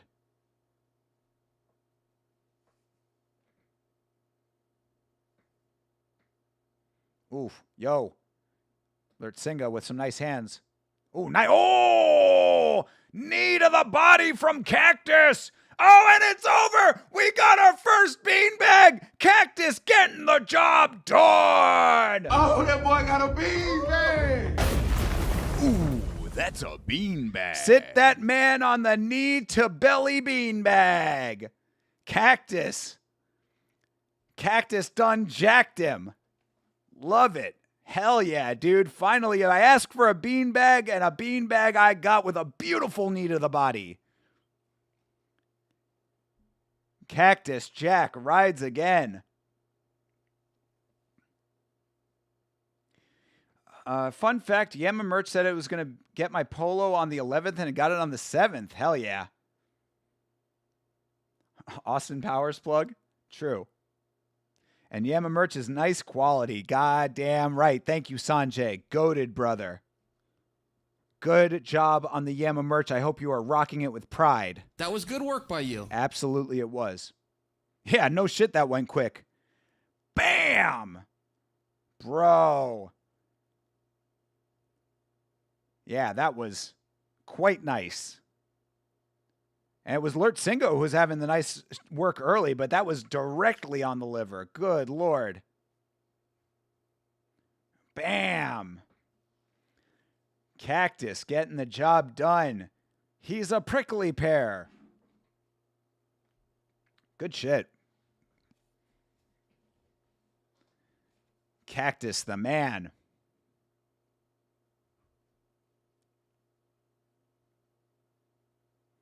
Gotta love a nice early beanbag.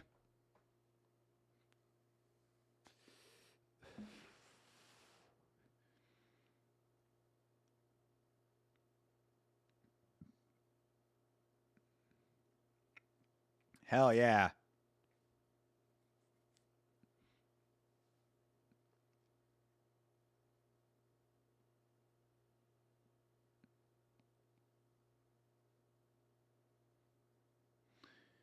All right, our dude Garrett Smiley is back versus Angel Bauza. Bauza. All right. Garrett Smiley versus Angel Bauza coming up next. After that very nice Nita body knockout from Cactus. Love it. RWS keeping the entertainment rolling. Ireland versus Argentina.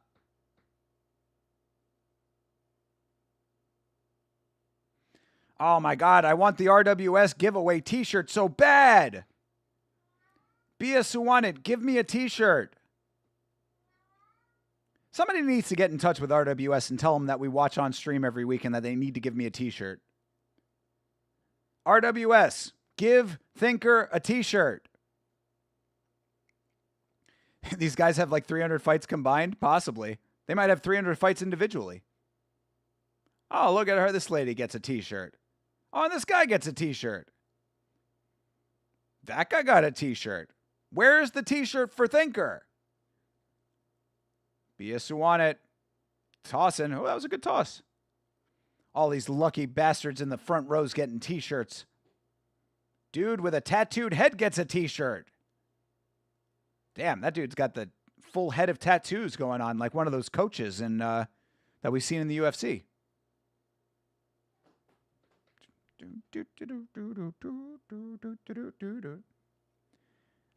Yamacat literally says Papa like it's 11 from Stranger Things or something. What?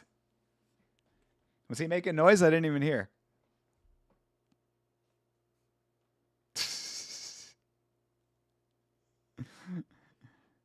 He's a little attention seeker for sure. I buy this cat every toy under the sun, and he somehow still is not satisfied.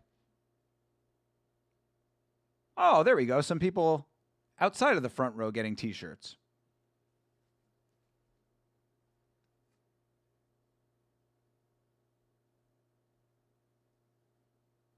No more t-shirts.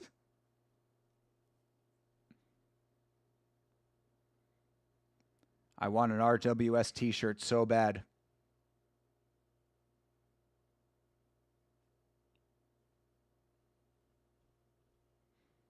After we listen to some banger RWS house music. What happened to when they had the DJ at RWS? Remember that? They used to have that little female DJ. They stopped booking her for some reason.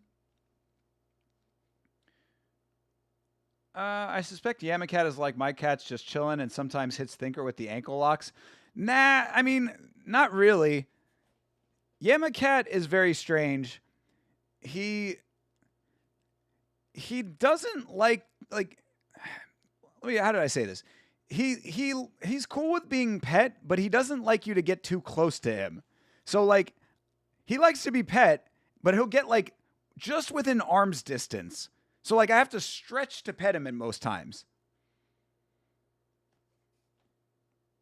The only time he ever like enjoys hanging out with me at like close distance is inside of the bathtub. He comes inside of the bathtub before I get ready to take a shower, and we hang out there for a little while. And then he fucks off when the water starts running. Best party atmosphere in combat sports. Yes, best party environment. Dude, I'm telling you, I love this place. I cannot wait to be here. I am so very, very jealous of Lachlan. You know what I just noticed? We saw two of the best performances from two guys, not one random spin kick or back fist that does nothing. No pulling guard, no gay shit. I think Josh Van might have hit a spin elbow at one point, but Either way, I mean, yeah, you don't need that stuff. I mean, that stuff is all flashy and fun to look at, and it's cool if it connects, but you definitely don't need that stuff to win fights.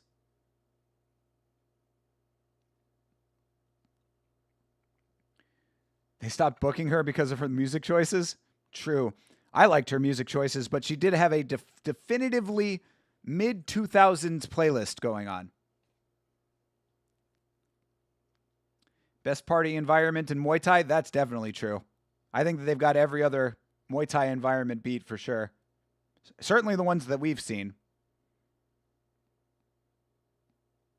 Van also did an illegal move. Yeah, I got to rewatch to see about the illegal knee. I got to see how much weight was being put on that hand. That's what everybody's getting wrong about their assessment of this. Everybody thinks that they have the rule set all down pat when they don't remember or don't realize that a hand on the ground by itself is not an illegal hit. The hand has to be weight-bearing for it to be considered illegal under the old rules. That's why the old rules were convoluted and stupid. Because it's up to the referee's discretion as to whether or not that hand was weight-bearing or not. You have not studied the film? Yeah, I haven't rewatched yet. I'll be doing that tomorrow.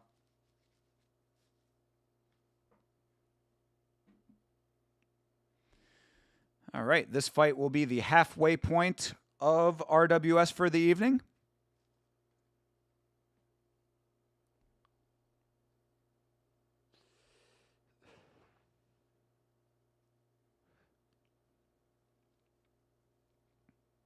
Ironside Angel Bauza. Angel Ironside Bauza. I like his chest tattoo.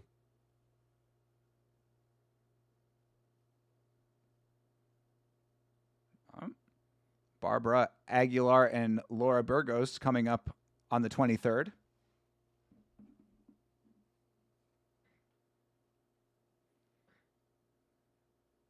Barbara Aguilar, or Aguiar, Aguar?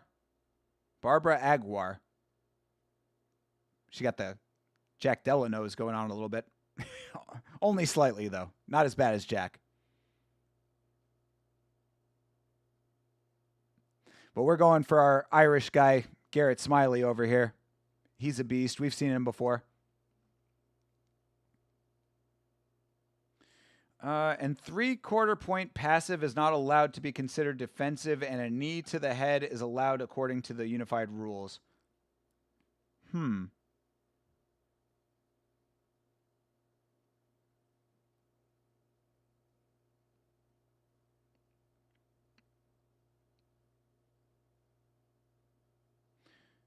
You talking about if you're grounded already? Maybe. I'd have to see what the exact rule you're referring to says.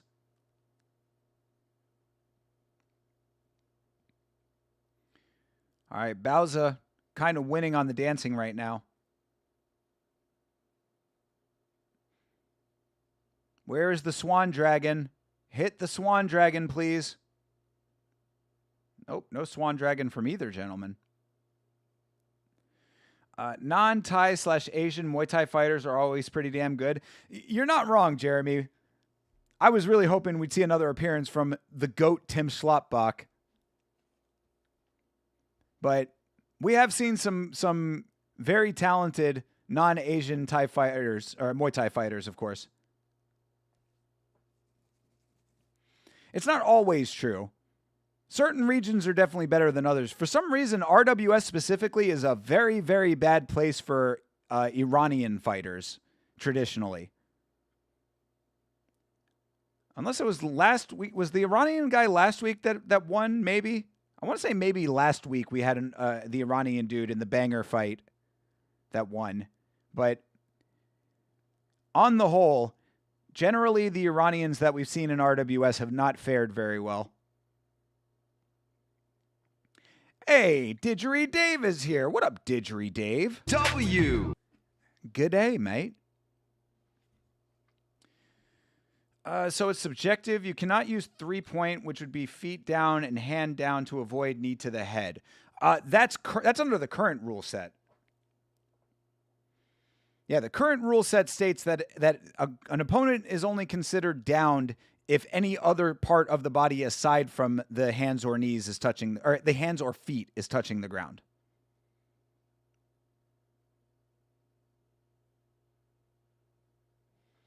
So you can have hands on the ground, you can have feet on the ground, but you are not downed unless your knees or any other part of your body is actually making contact with the mat.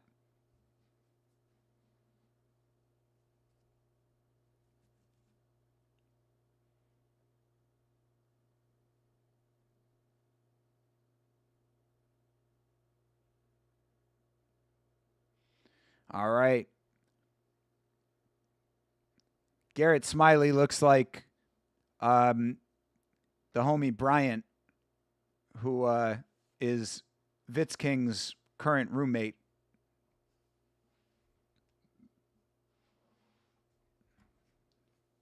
Shit, I'm going to take a picture of that and send it to him. That's funny.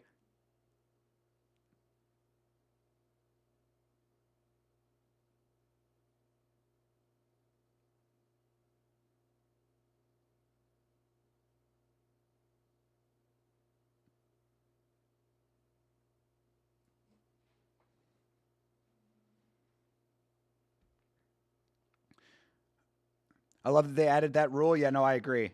Yeah, the updates to the rules were very good this last round. Hey, shout out to Ram for joining the Discord, by the way.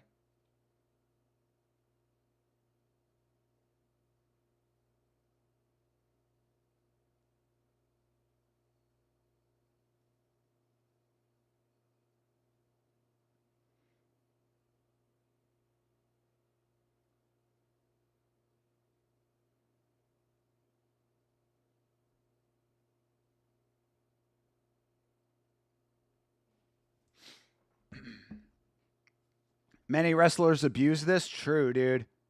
There's still more that they can do to stop a wrestling abuse, honestly. You know what I mean? There's still even more work that can be done.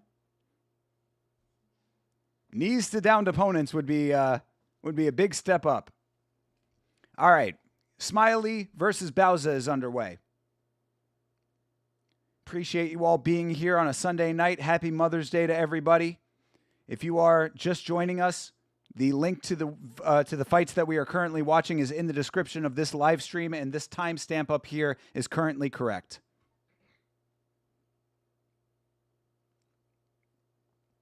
I hear about WBC Muay Thai, but never see anything about their events. True. That's a good point, Jeremy. I've heard that a lot as well. They talk a lot about the WBC Muay Thai. Ooh, that was a nice combo for Bauza. Yeah, we need to find out about that. Let us do some research about that, Jeremy. Drop something in the Discord about that, and I'll see if I can find some information out. I also found out that there is an American Muay Thai organization. Somebody that I know on LinkedIn is actually involved in it. I meant to send him a message about that, but I got caught up in something else. I'll have to see if I can find out who that was talking about it. But there was a dude who was talking about American Muay Thai on LinkedIn, and I was like, I got to talk to that guy.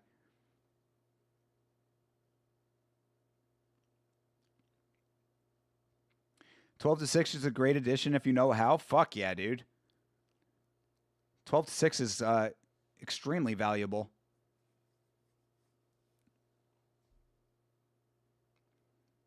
Yeah, good fight so far. Stuffing a takedown 12-6 right behind the ear is legal? Yeah, I mean, if it's outside of the Mohawk zone, it should be.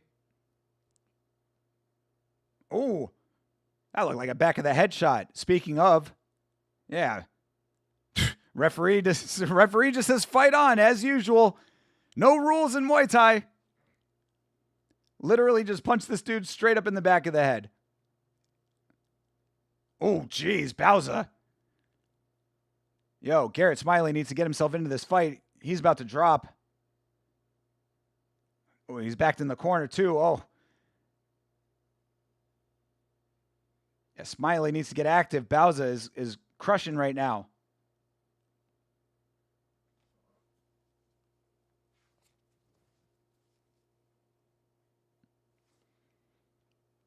Mitten Muay Thai is based out of Michigan. I think we talked about that one. I don't know if it was that. I think it was actually called American Muay Thai. Oof.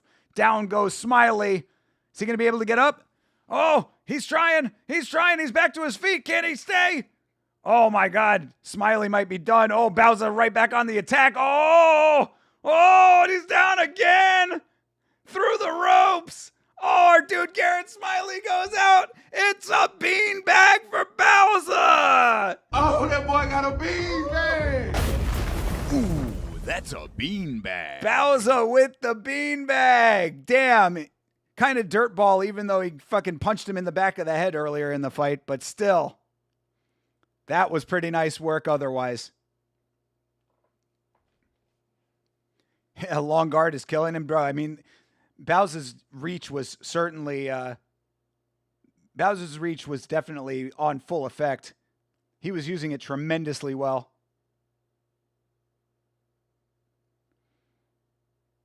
Our dude Bowser from Argentina taking out the Irishman.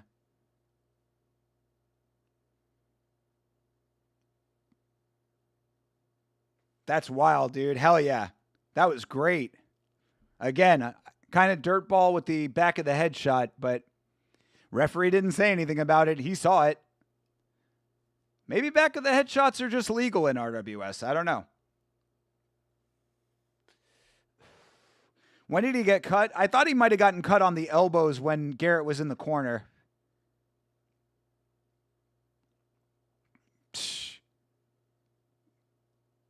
Yep, calf kick, left hook. Indeed. Wow, he was definitely seeing stars when he was going down. Yeah, there it is. Okay. It was at the very end there. He landed that elbow. Yeah, I guess it wasn't when he was in the corner. There, he was right before he got knocked out for good. Unfortunate. That was a murky mess. I mean, it was just the one shot to the back of the head that really made it unfortunate. But I mean, like, again, if the referee saw it and didn't say anything about it, is it really illegal, you know? Oh, shit, this dude's going to be taking on Pet Morakot? That's a crazy fight waiting to happen.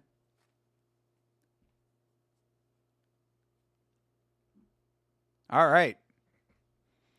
Our dude Bowser getting the job dizzity done.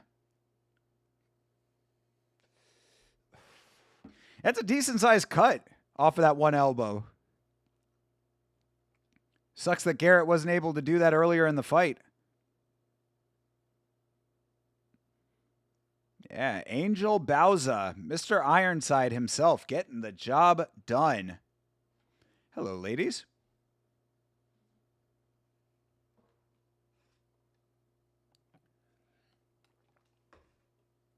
Yeah, we're just speed running this card tonight. Oh, yeah, and this is our featured fight before our title fight of the evening.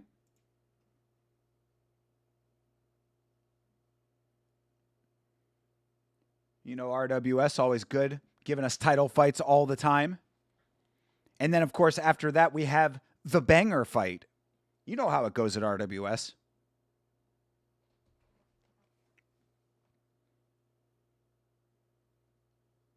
Ceiling graphics. Ceiling graphics. Give me ceiling graphics. Oh, there it is. I love ceiling graphics.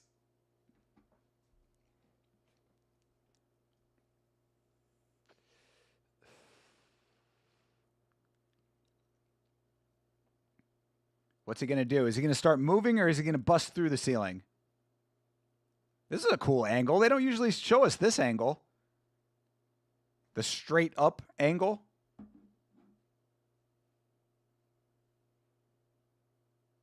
There it is. Breaking through. I love it. Bam.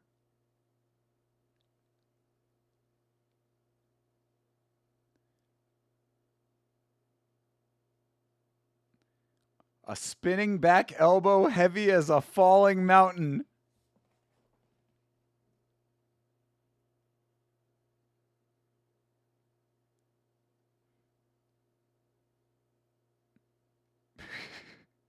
I cannot wait to see this live.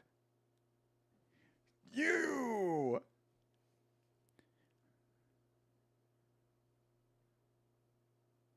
Look at this. We're getting a spinning back elbow from the ceiling graphics.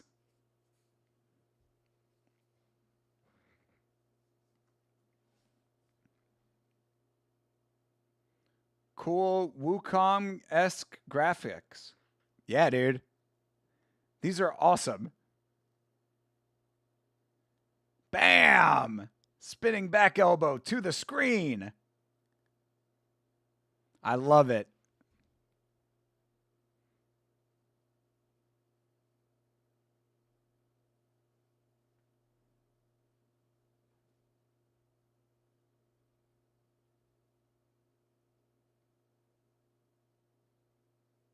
Jigsaw is up next. Would you like to have a fight? That's right. Our dude Jigsaw is here. Almost Galactus.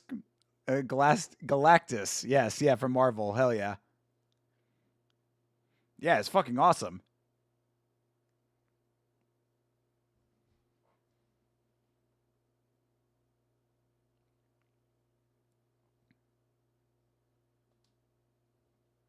So Jigsaw was supposed to be fighting for a belt, but his opponent had to pull out due to illness. But he wanted to stay active, so shout out to Jigsaw. Jigsaw's out here trying to get that bag. He wants to keep his skills sharp, and he wants to keep himself going. Get himself some cash, keep his game in top form. Going up against Singapet.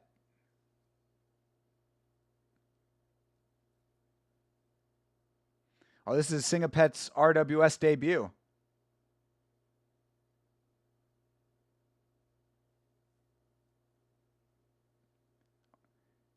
Singapet.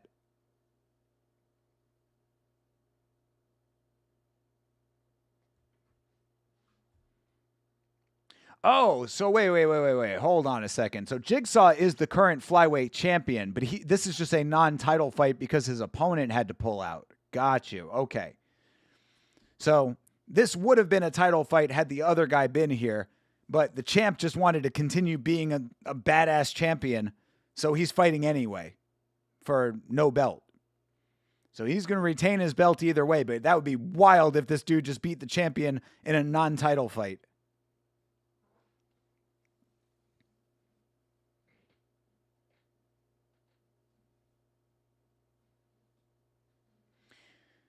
All right, Jigsaw is 21 years old, and he is the champ, but this is not a title fight. Singapet is 22 years old, and he is making his RWS debut. Muay Thai fight, that is correct.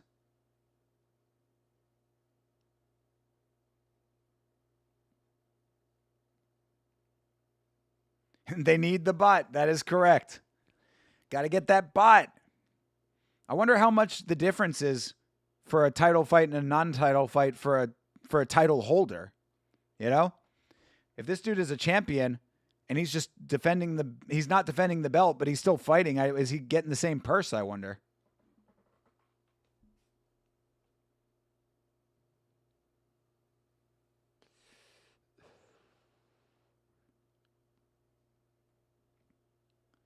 All right, next week, Dwan 99, your current champion at light flyweight, taking on Chalarmchan. Oh, that's champ versus champ. Super fight. Oh, bunch of super fights. Holy shit. Oh wait, no, not a bunch of super fights. Just the one. Champ versus champ in the main event next week. According to Mighty Mouse, it depends on bounties. Could be. Yeah, I don't know if they're offering those for this fight. They haven't said. But I hope that they are for their sake, especially for the champ, for Jigsaw. Jigsaw's just out here trying to get that cash. Taking little smoker fights against some RWS debutante. All right. Jigsaw getting down on his feet. We got the Dragon Swan going on from our other guy. Singh Pet.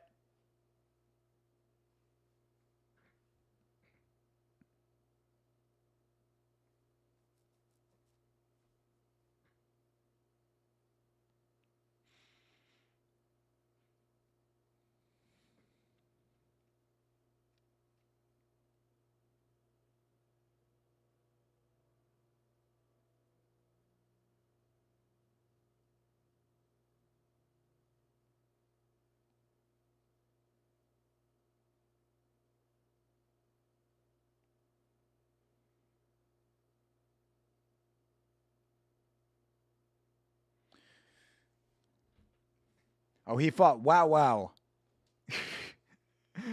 Love the name.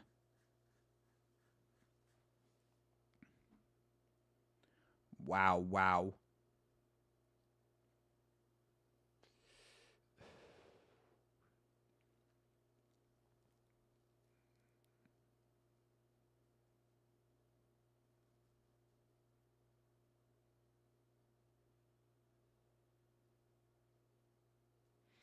Apparently, Jigsaw doesn't only fight for RWS.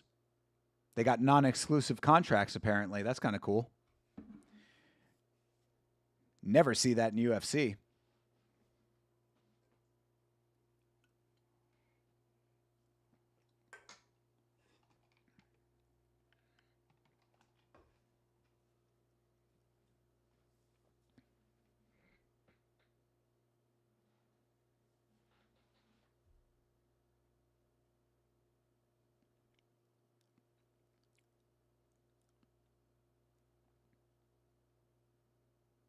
Yeah, see, commentary saying the same thing I said. It would be ridiculous if Singh Pet just beat the champ without the belt on the line. I wonder what they would do with that.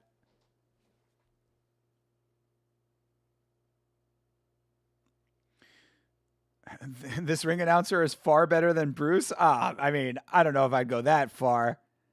He's definitely good, though. I love Bia Suwanet. Yeah, Bia Suwanet is the man. But come on, bro. Bruce is also the man. I also like Dom Lau. I like Dom Lau a lot in one championship. 105-34 for the champ Jigsaw.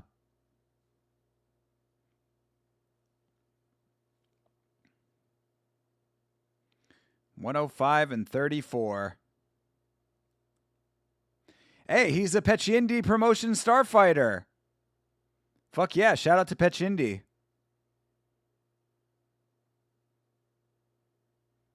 Of course, we did Pechindi 1 week on Muay Thai Sundays. Always looking for other Muay Thai promotions to do, even though we love RWS so much.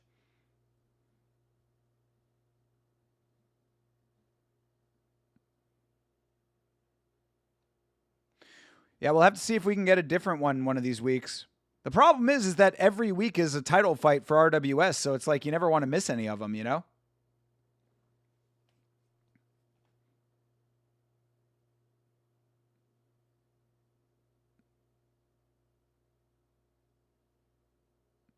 Singh Pet.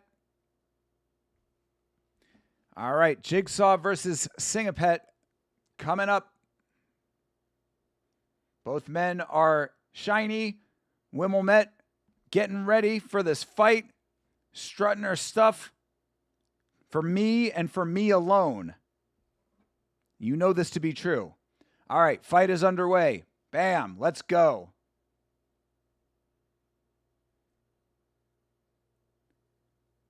Ooh. All right, nice kick to start off for Jigsaw. Noticeable size difference between these two.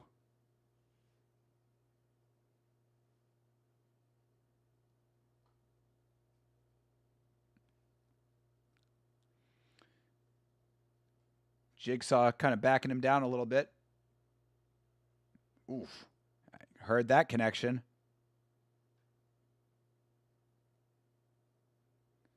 All right. Singpet tries to go for a high kick. Doesn't get that. Ooh. Catches the kick. Oh, nice. Nice trip for Singpet. I'm curious, as they have no hair and oiled but have armpit hair, my OCD complete the job? Or they have like no body hair, you mean? Oh, Singpet with 2 drops.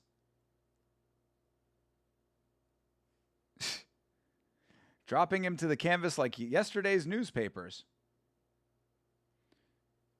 Yo, this dude Jigsaw has been on his back 3 times in round 1. Enjoying it in English but missed the Thai game show commercials. Yo, Jeremy, so fucking same, bro. So same. I actually really, really enjoyed and do miss Workpoint Official. In fact, at some point, we should see if there's something else on Workpoint that we can watch. Like, I would just be down to just watch whatever. Because there was that Boxer Boys show, remember? I was talking about it on one of these last weeks where they have a boxing, I think it's a reality show.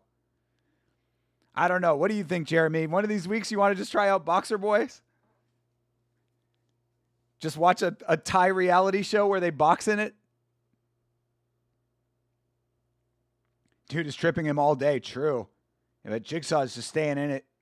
He's not letting these trips bother him. Still landing some really nice heavy kicks. Yeah, they showed the commercial. Exactly. Yeah, that show is on the YouTube channel for sure. It's long. It's like a 2-hour show.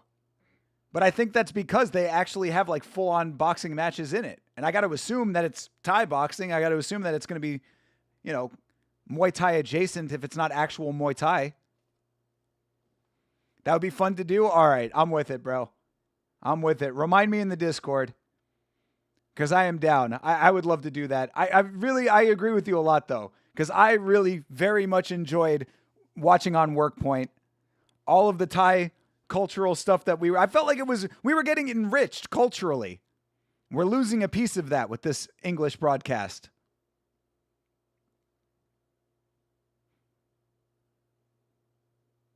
Ooh, nice combo for the champ. Fun round indeed, absolutely. You can see why Jigsaw is the champ, man. I mean, good Lord, those combos are clean, and he's got great power on his shots. That's what I've said is one of my major criticisms of RWS, is that I do feel like there are some fighters who don't go full ham, you know what I mean?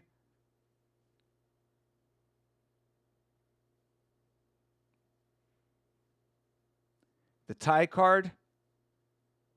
The Thai privilege card? Yeah, we need one. Yeah, I'm down to do Boxer Boys. I'm pretty sure that's what it's called.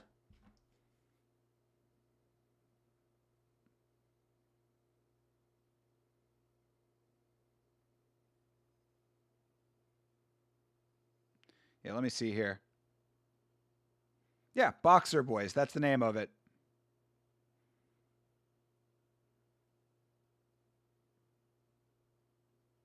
All right, Jigsaw wins round 1 as expected. But yeah, I just found the Facebook page for it. There's the Boxer Boys logo. The Yama privilege card. Fuck yeah, dude. Just allows you unlimited access to every live stream. All of you guys already have it.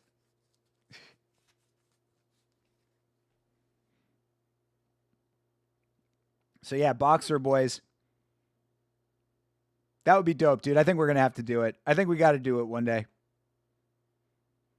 Again, any excuse to watch Workpoint, man. Workpoint is the greatest. Shout out to Workpoint Official, just putting full, unedited television footage on YouTube for the world to see. I love it. I appreciate it so much. I'm telling you, my appreciation of Thailand as a culture is like growing through my love of combat sports, you know?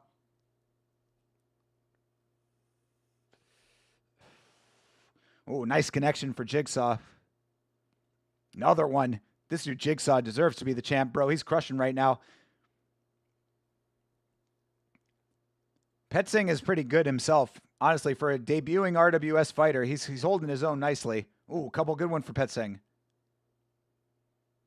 Your end game is Thailand? Hell yeah, brother. I'm with you, bro. I love it. Living a good life out there in Thailand. Oh, mean. Jigsaw's mean, bro. This is a good fight, dude. These guys are going, man. Oh, bro, just hit him with the double shot. Bam. Oh, down goes Pet Singh. Jigsaw. Is he calling it? He is calling. Jigsaw with the beanbag. Jigsaw with the beanbag. Oh, that boy got a beanbag. Ooh, that's a beanbag. I'm with that guy holding his mouth. Holy shit. Bro. Jigsaw with the elbow beanbag. Sit that man on the non-title beanbag. Retains the title, still wins out of title contention. What a legend. Jigsaw. Legendary Thai flyweight. Show me that replay, please. I must see a clean angle of that. I believe it was an elbow that did it. Yeah, 3-piece elbow combo. Yo. Elbow KO. Show me, please. Let's see it. All right. Body shot. Up. 2 up top. 1 elbow. 2 elbow. 3 elbow. Golly, that last elbow is so mean. Bro, bam. 1. Here's the 1 elbow. Boom. Starts it off. Elbow 2. And then that third one. That third elbow was a devastator, bro. 1 elbow. 2 elbow. A bam elbow. Holy shit. Brother. That elbow was so powerful. It not only did it was the impact that knocked him out, but it was also just pushing him downward. He literally forced him to the ground with aggression of the elbow. Brother, Jigsaw, the fucking GOAT. That was so mean, bro. I love elbows. Elbows are the greatest in Muay Thai, and that is exactly what you can do when you use them effectively. What was it? It was, yeah, because it was left, right, left. Bam, inside bam, and then bomb. Down, up and over to push him down. Took his face and went like that. That was so sick.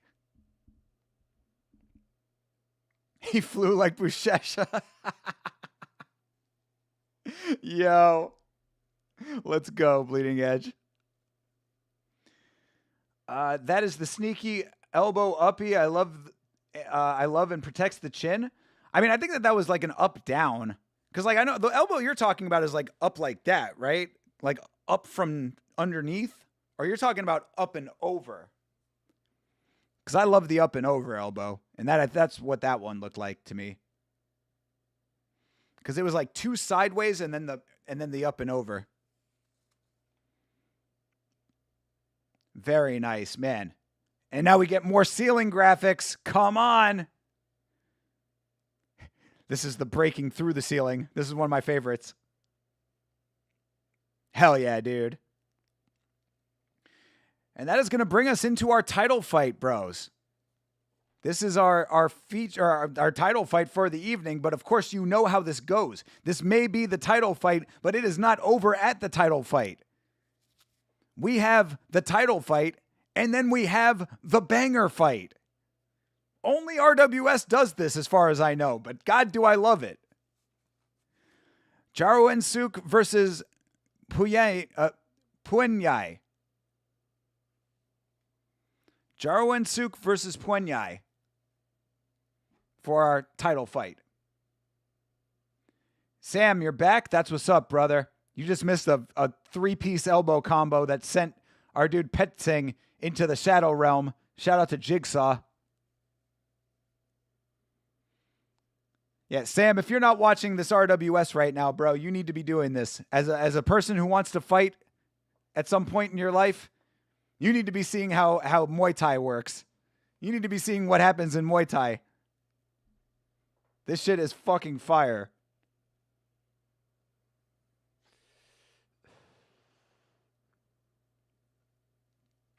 Puenyai.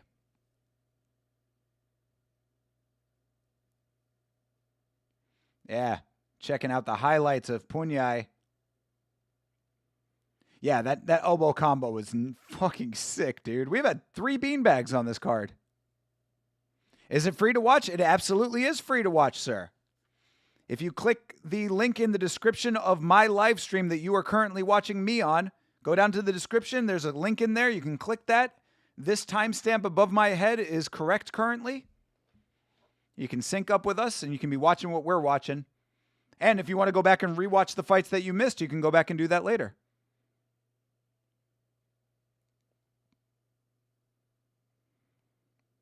Where can you watch it? It's on YouTube. Go down to the description of my stream. It's in there. The link is down there.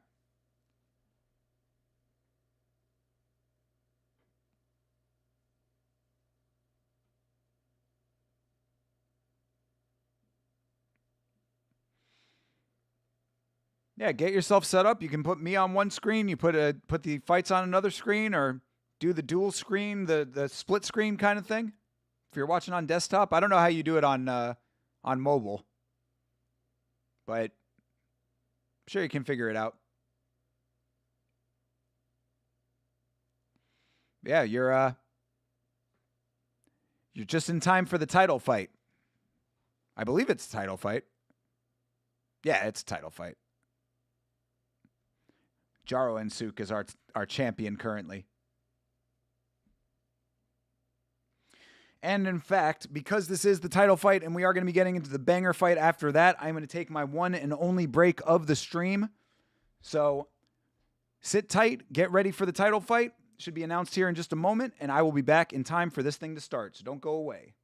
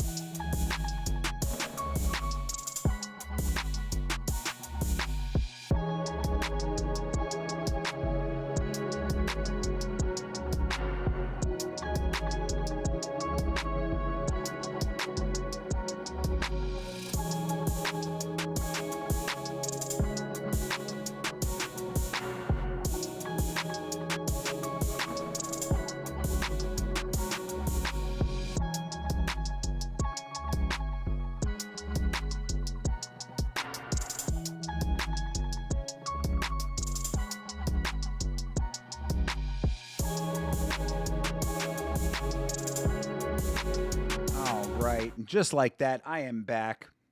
Thank you guys for hanging out. Thank you for sticking around. Real quick and easy break. And I will restart our sync point timer at the start of the title fight.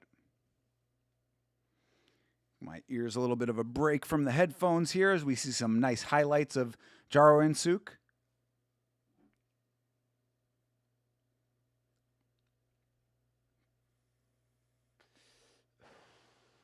$148 knees counted in RWS. Highest knee strike rate in the entire organization from Jaroensook.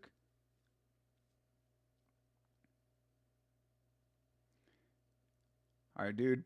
Puenyai talking about bringing out the big guns. He's the cannon, he says. I love it. I appreciate the confidence. Trying to win himself a belt. Let's go. Love to see it.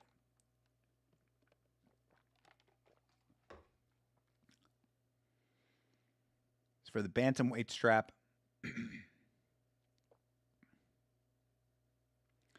Puenyai hunting for that title. And of course, after that, we've got Zhang Junhui versus Amir Hossein Zolfi in the banger fight. All right. Looks like we're about to get ready for some walkouts here.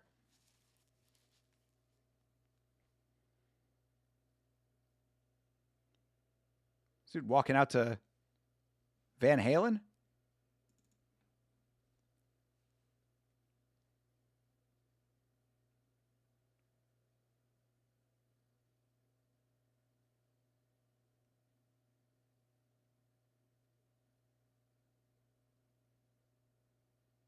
Oh, it's AC/DC. Puenyai walking out to AC/DC, automatic point deduction. But it's actually it's not like one of the main walkout songs that people always use, so I'll give him a pass. He can keep the point.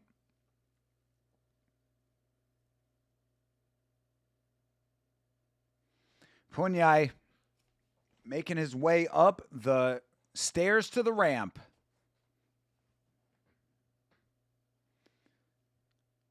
Will Puenyai be able to win the belt off of Jaroensook? This is the question. All right, in the ring he goes. Back full of tattoos. Look at that back.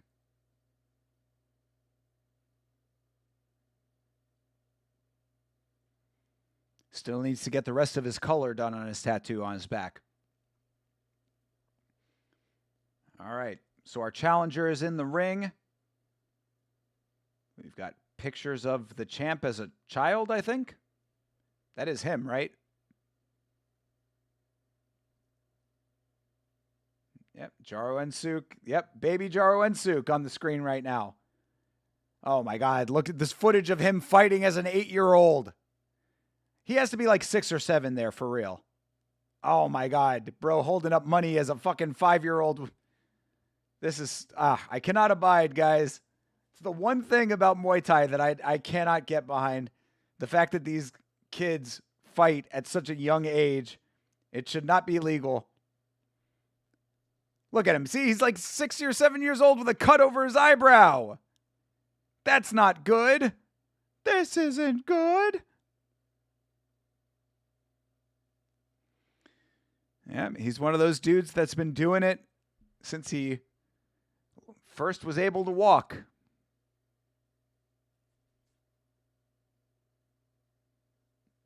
Is he walking out to Queen? Hey, there's Lachlan. What's up, Lachlan? Good to see you, brother. Mr. RWS himself.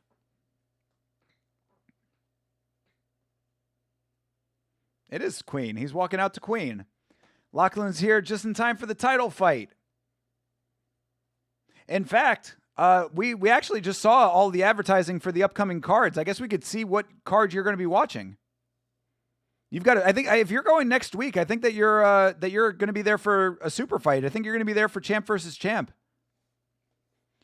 Have you missed Jigsaw? Yes, you did just miss Jigsaw. He was in the last fight, and brother, good Lord, was the finish amazing. One of the nicest finishes that we've possibly seen in RWS since we've been watching. Yeah, Jigsaw is the man. Unfortunately, it was not a title fight. Jigsaw is the champion, but he was not defending his belt because his original opponent had to pull out. So he was just having a regular fight, non-title fight with a dude named Pech Singh. And yeah, let's just say it ended in spectacular fashion.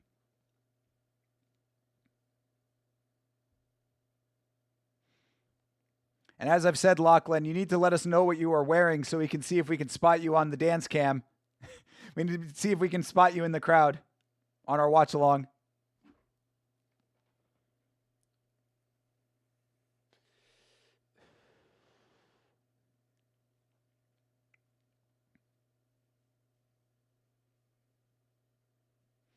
All right, Jaroensook with his belt buckle in tow.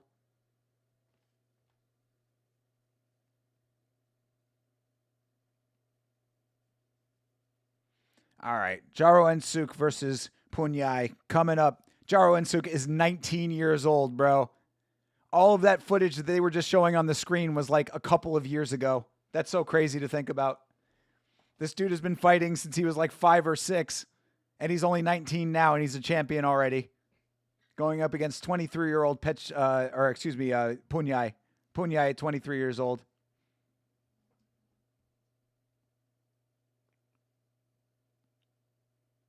And of course, here are your bounties. Here are your incentives.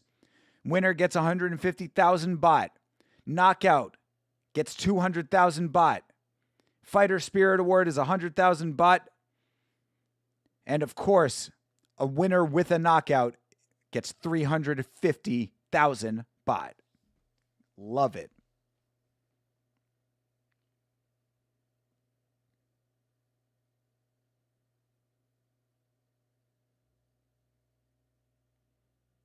Oh, it's for whether you win or lose. I thought it was just for the loser.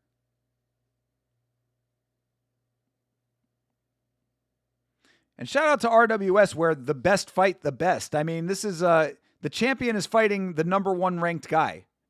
Crazy to think about. We don't get that very often. But Puenyai is number 1. Chusap is number 2. Petek number 3. Number 1 is fighting the champ. Gotta love it.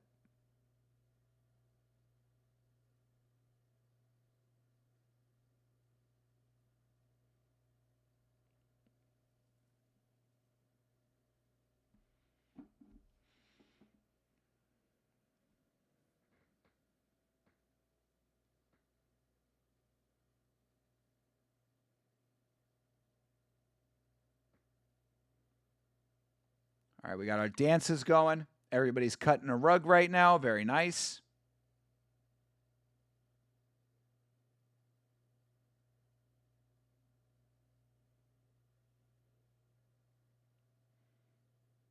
Oh, hell yeah. RWS 200 is coming up on June 27th, by the way, people. RWS 200.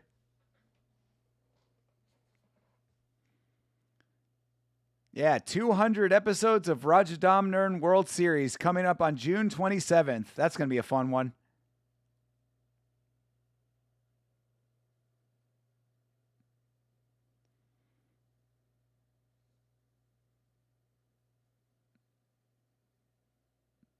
Jaroensook in the crowd. The former bantamweight champion.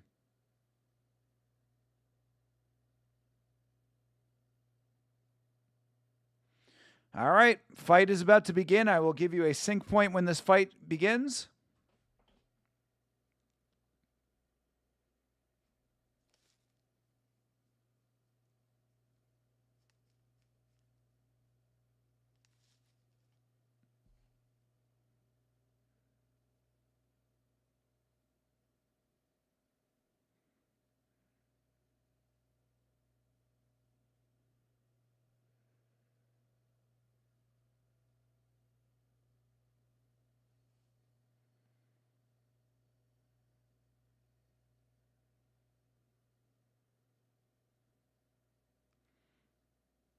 All right, we're honoring 200 countries around the world. This is Muay Thai.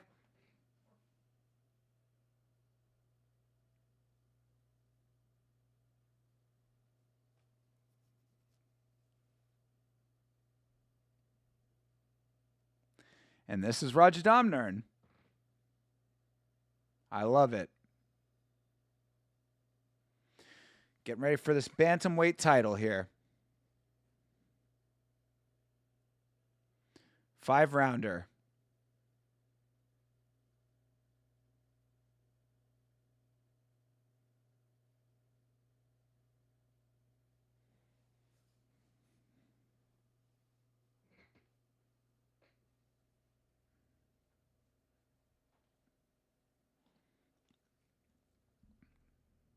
All right, Puenyai is 50, 15, and 1.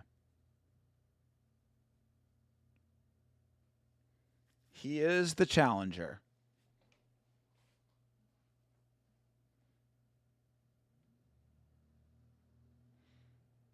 Oh, he's beat Pechonlatan.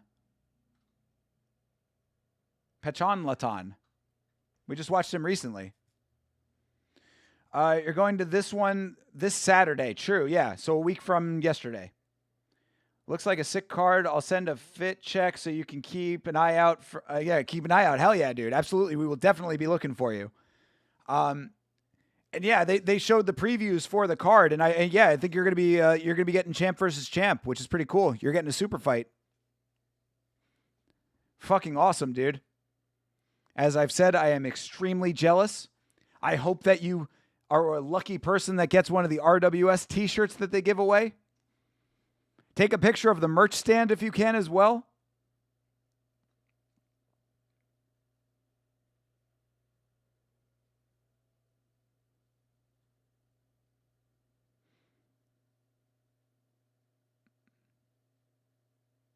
All right, Jaroensook. He's the champ. Nami Nara, the other ring girl. All right, we're getting ready for this fight to start, and it is underway. There's your sync point. Fight has begun. Championship fight is underway. 5 rounds. See if we need all of them. We've had some good beanbags on this card so far.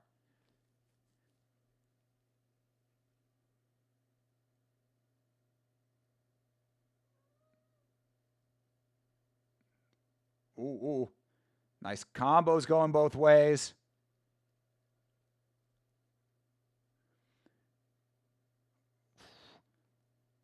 Jaroensook is bullying a little bit. Puenyai is on his back foot. Jaroensook is just pushing forward. A lot of pressure early. Oh, nice body shot. Missed the elbow. Oh, step-in elbow from Puenyai. Not a lot of clinching tonight, which is nice.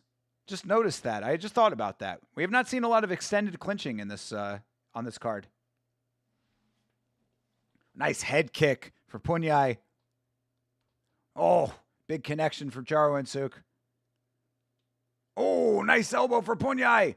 They are trading, bro. Oh, tomahawk elbow for Puenyai. Bro. Nice body kick for Jaroensook.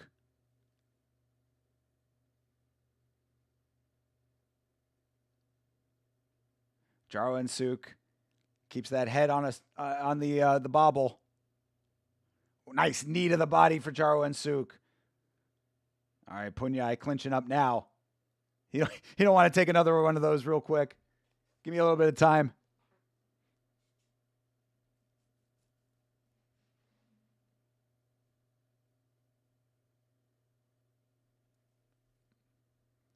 Ooh, nice low kick for Puenyai.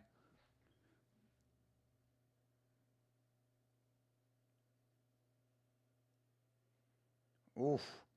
Left hand got through. Straight. Oh, Puenyai's down off of his own kick. Tripped himself up. Back up now. Nice body kick for Jaroensook. Ooh, left hand landed too. Champ's got some hands. Ooh. Another nice elbow for the champ.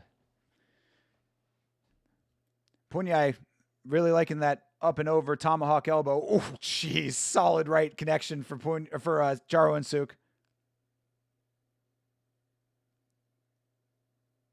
Wow. Yeah, Puenyai is able to take some big shots here because the champ has landed some pretty heavy ones. Oh, another one. Another one and an elbow. Jeez.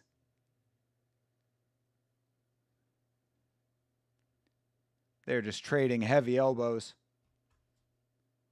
Oof. Switch knee. Tripped up Puenyai. All right. Intense first round. I'd say that the champ takes it, personally.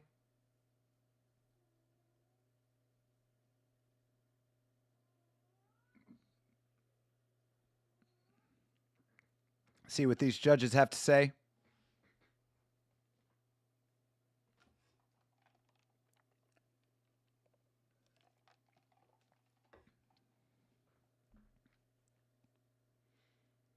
Yeah, that was a lot of heavy shots going both ways. Good power from both sides. Those elbows, ouch. Yeah, dude. Again, if you hang out for the rest of this stream, go back and watch the Jigsaw fight.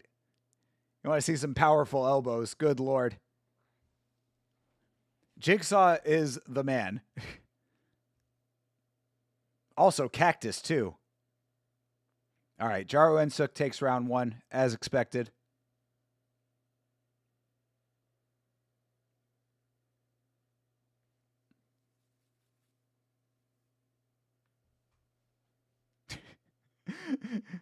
Jaroensook's corner is very loud. Ah! Muay Thai looks so fun to do, bro. Oh, dude, Sam, Muay Thai is the greatest thing to watch. I mean, it's probably pretty fun if you're good at it, but just be ready. Just be ready for some heavy adversity. But if you are about it like that, Sam, go and do some Muay Thai, brother. You know we would be rooting for you. Low-key might start training it. You have our blessing, bro. Talk to Jeremy Hall. Jeremy Hall is big into Muay Thai himself. Mario Bautista stand coming in on Twitch. Love seeing Sean get rid of that. Oh, fuck yeah, dude. I think everybody's pretty happy about that part of things. He beat the unbeatable, the guy that was the boogeyman of the division. Get used to getting teeped. There's some good advice.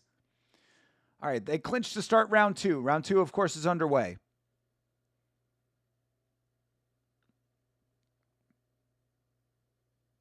Oof.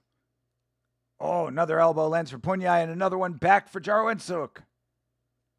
These dudes are throwing elbows all day long. Oh, another elbow for Puenyai.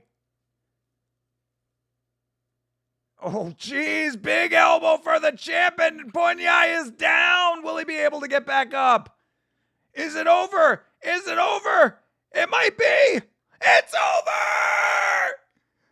Jaroensook with the elbow knockout.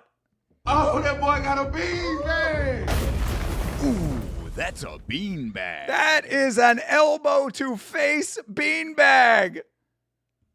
Let's go, bro. Are you kidding me right now? Bro. And plus, Puenyai was trying to hit the elbow so hard himself.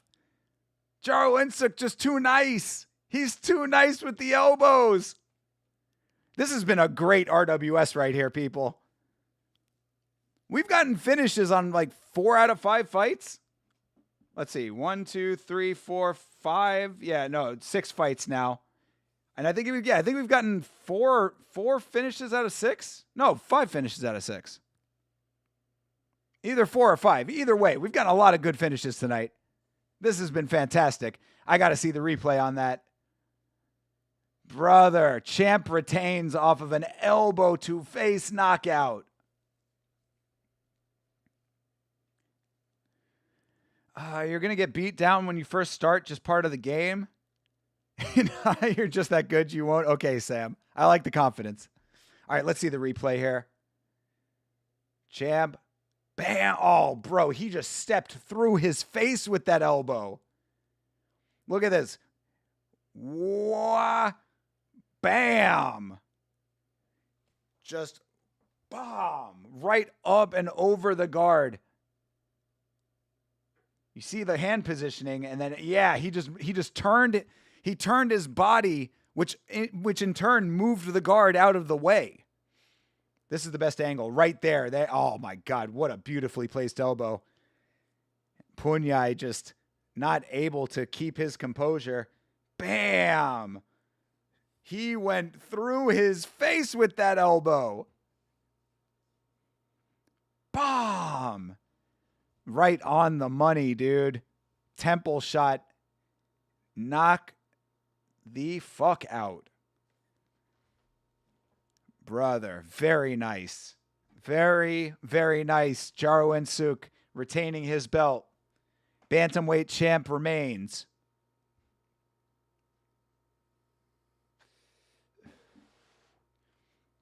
All right.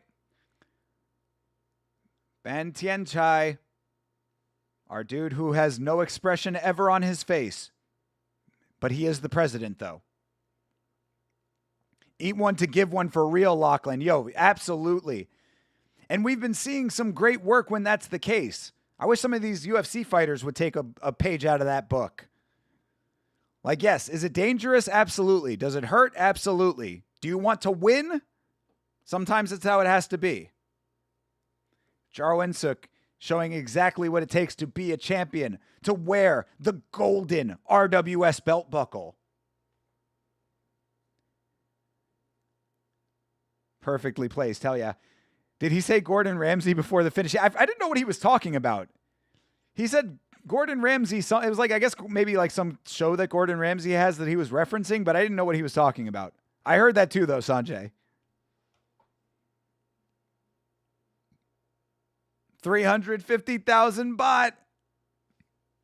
Our dude got 350,000 off of the knockout and the win. Yeah, that placement was fantastic. Directly on the temple. And then the power to just keep the momentum going. You know? That's one of those fluid shots that just doesn't stop moving. The head just goes with it. The forward motion is already in place. It just takes the head with it. Hell yeah. 150,000 for the win. 200,000 for the knockout. Gotta love it. Got to love it. I know I do.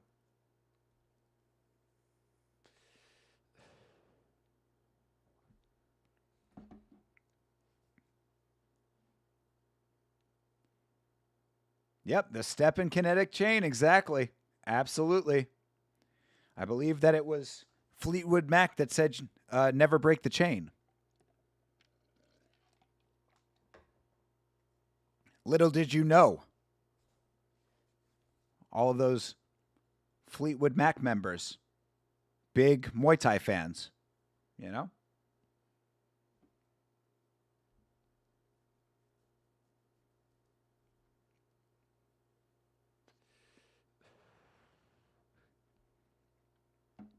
Very nice.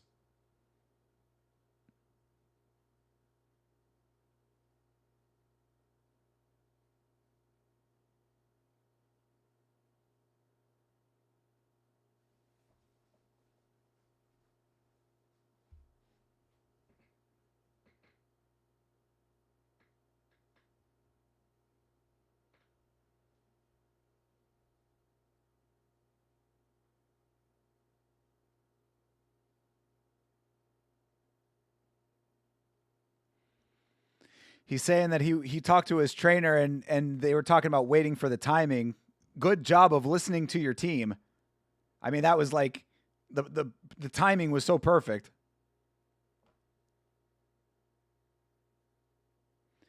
Uh-oh. Kunsuk Lek wanting to come back and challenge for his belt again. I love it. Don't you Fleetwood Mac me? Landslide is a daily listen. Mentally helps me grow. True. I love that song. Yeah. No, Fleetwood Mac is great. Wish that they all could have gotten along better. Another one of those situations where all the band members just can't keep it together and like each other.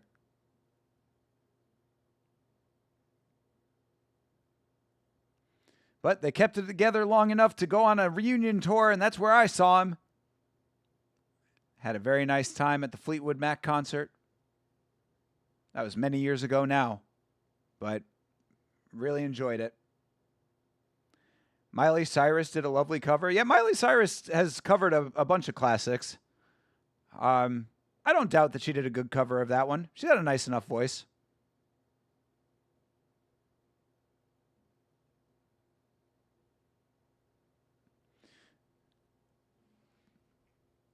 All right. Well, the title fight has concluded, but you know that does not mean that the show is over because we still have the banger fight coming up. The banger fight is coming, and everyone is jumping.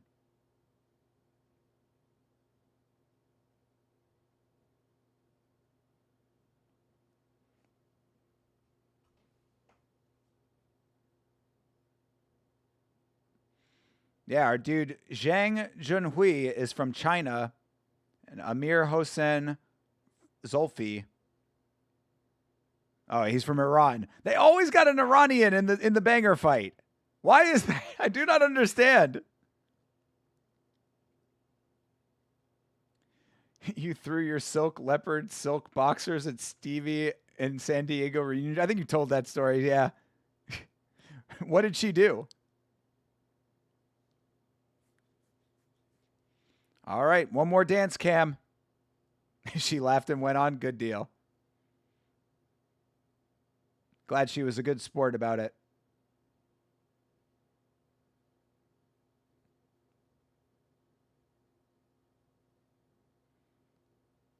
All right. All right, more dancing going on. Oh, this girl's too shy to dance. All right, yeah, she dancing a little bit. She's in her intuition era, said her shirt. All right, these guys dancing. Too many men on the dance cam for me right now.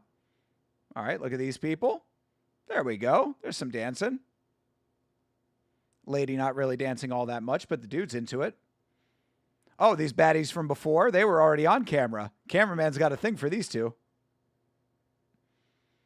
Oh, girl in crop top on dance cam.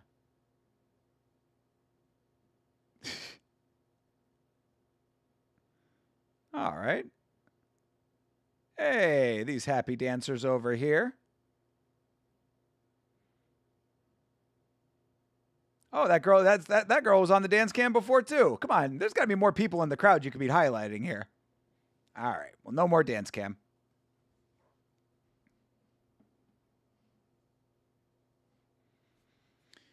All right, banger fight coming up.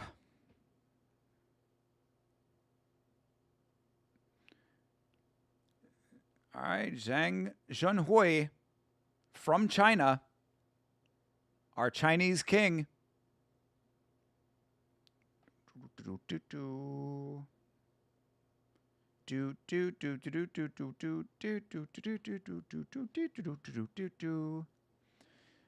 right. Cannot wait to see Lachlan on the dance cam. Same, brother. Lachlan going to be out there on the dance cam for real. That's going to be awesome. Yeah, Lachlan's going to be getting to see the super fight. Champ versus champ. It's going to be good. We will absolutely be watching some RWS next weekend. It's going to be a lot of streaming next weekend. We're going to be doing either MVP or UFC on Saturday, the other one that we don't do on Sunday morning, and then RWS Sunday night.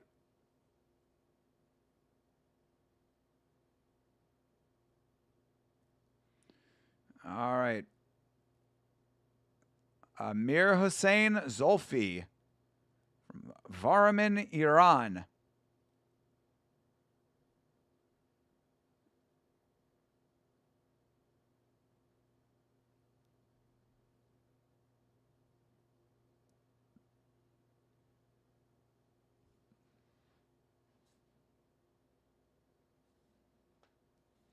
He's already fought 4 times this year, the Iranian. China versus Iran in your banger fight of the evening.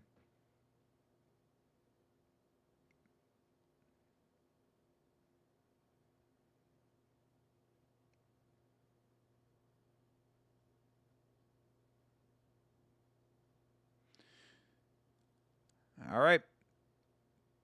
Getting ready for our dancing portion. Zhang Junwei is 20 years old. Amir Hossein Zolfi is 24. What is the prop bet that Lachlan twerks? You know, I have not checked Polymarket on that one. We'll have to see. I guess that only Lachlan knows right now what the over-under is on that.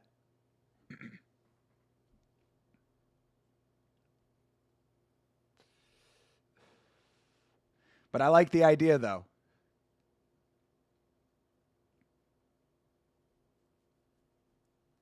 You'll do a shoey just for me? All right, Lachlan, I love it. I don't remember, Lachlan, do you have Yama merch? Do you have some Yama merch that you could be wearing on the dance cam? Because that would be dope, bro. To see the Yama logo on RWS would be pretty crazy. You know I froth for them? True. Only if you do it, though. Only if you do it. You'll pay to see a shoey? I mean, bro, you know that they'd keep the dance cam on you for that.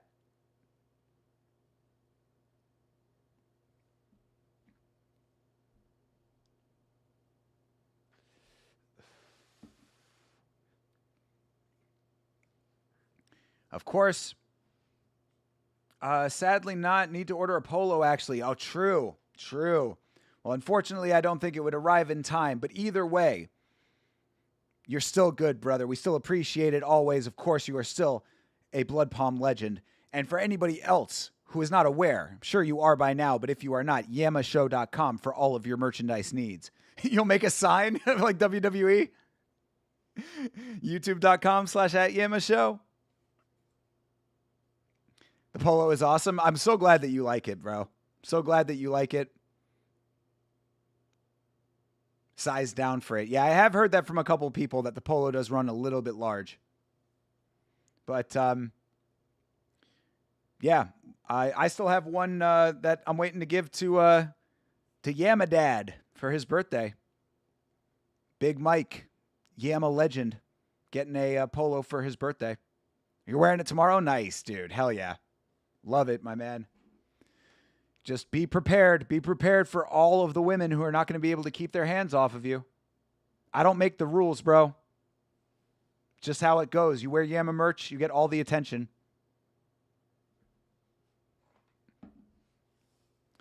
I'll do the blood palm symbol and do the YMCA dance to spell out Yama. W. Let's go. I love it. Yeah, I guess it'd be Y-A-M-M-A.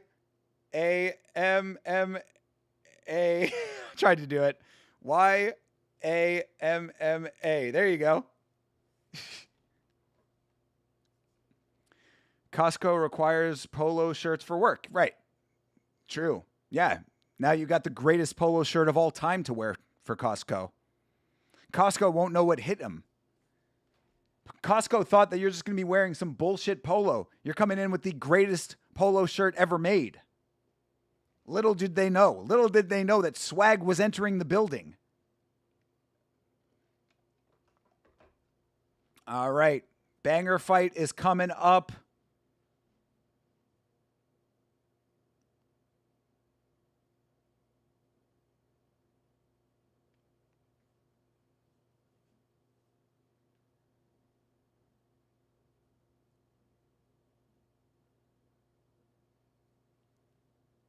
All right, Zhang Junhui is 18-3. He is from Anhui, China. A lot of fighters shop where you're at. Nice. All right, well, if you see a guy with cauliflower ear, just point to the Yama logo. See if he knows. see if he's aware. He'd be like, "Why are you doing that?" Be like, "All right, you're a casual." All right. Amir Hussein Zolfi is 19-4-1, and he is fighting out of Varamin, Iran. You see the cauliflower ears, and we chat, but a few seen me. True. Oh, they've recognized that you're a fighter. Is that what you're saying? Hell yeah. Good. Glad that they respect real. And of course, letting people know about the blood palm is the homiest move you could ever do. All right, one last shot of my Lady Wimbledon. All right, banger fight is underway.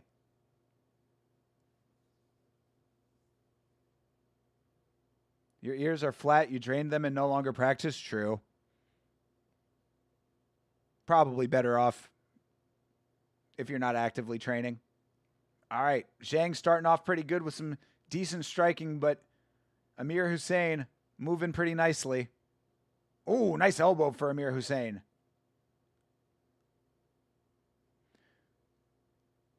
Zolfi, oh, getting a little wild with the strikes. They clinch up. Oof, nice strike to break them up naturally. Another nice elbow for Zulfi.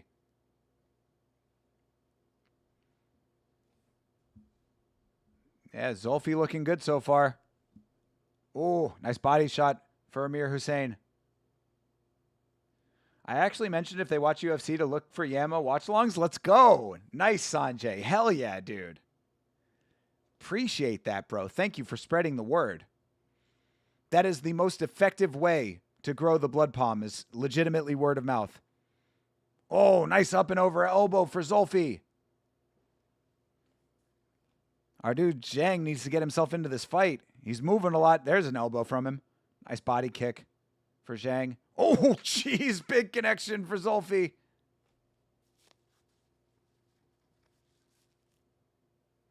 But yeah, the greatest way to spread the word about Yama is legitimately just to tell people. Oh, down goes Zhang off the elbow. He's back up now. I mean, no count for some reason. Referee getting a little bit loose with his interpretation. Oh, they both end up going down kind of awkward. Jesus Christ, this fight's pretty crazy. Definitely worthy of the featured fight. Worthy of the banger fight. They've been doing all kinds of sneaky shit both ways. Referee just letting them do whatever the fuck they want, as usual.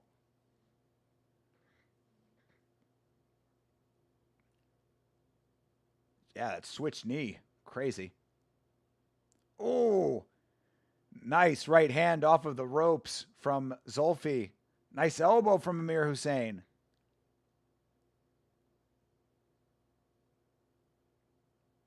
Oh, nice 1-2 from Zhang. Oh, Zulfi goes down to a knee. Oh, Zhang hunting him down. Nice jump knee.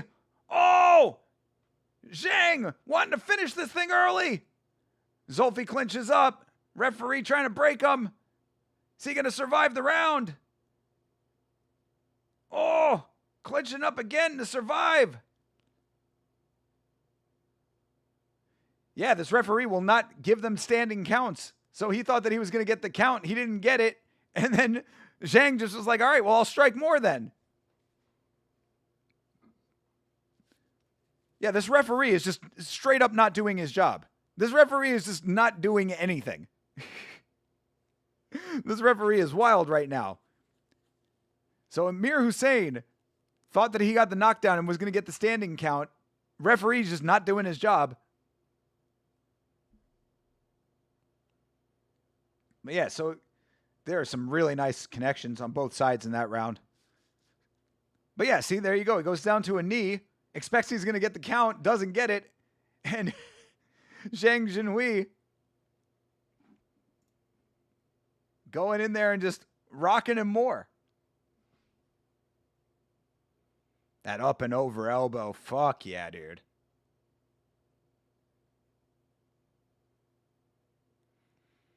Oh my God, they gave it to Zhang Jinhui. I mean, I guess so. I guess that Amir Hussein was on the ground more. Crazy first round. A lot of activity. Let's see if we can close this thing out with a beanbag, people. Come on. I mean, either one of these guys could instantly be knocked out by anything that's been going on so far. That was a nasty elbow and technique. Bro, for real. There's been some really good technique being shown on both sides. And then some crazy wild shit on both sides too. So this is actually a very entertaining fight. You get technique and crazy shit.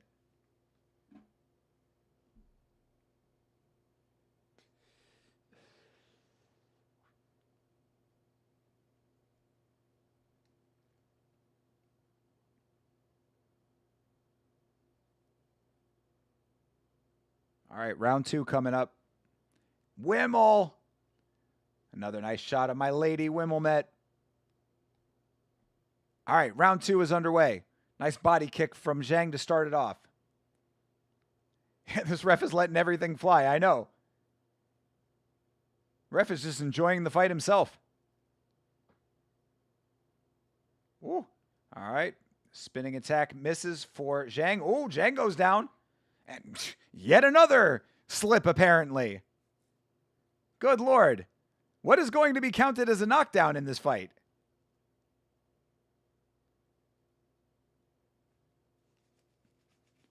Oof, big connection for both guys there.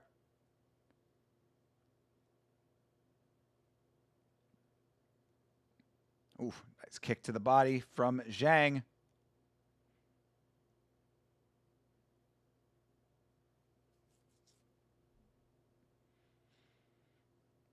The ref is smiling, no knockdowns rule. Yeah, the ref is certainly enjoying himself.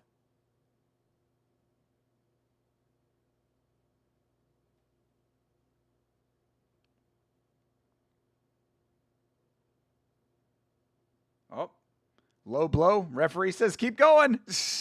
Referee acknowledged the low blow and just resets them. Oh, big connection for Zhang. Left hand got through. Ooh, nice counter shot for Zhang. Yo, this referee is fucking ridiculous, bro. He's barking at him. Fight, fight. Woo! Zhang goes for a jump elbow and misses. Yeah, this referee is legitimately like barking at them like a dog. Phone booth hands, true. All right. Amir Hussein backed up. Zhang with some big shots, but Amir Hussein with a nice movement. Ooh, kick lands for Zhang. Yeah, Amir Hussein needs to rack up some damage over here. He's falling behind for real. Ooh.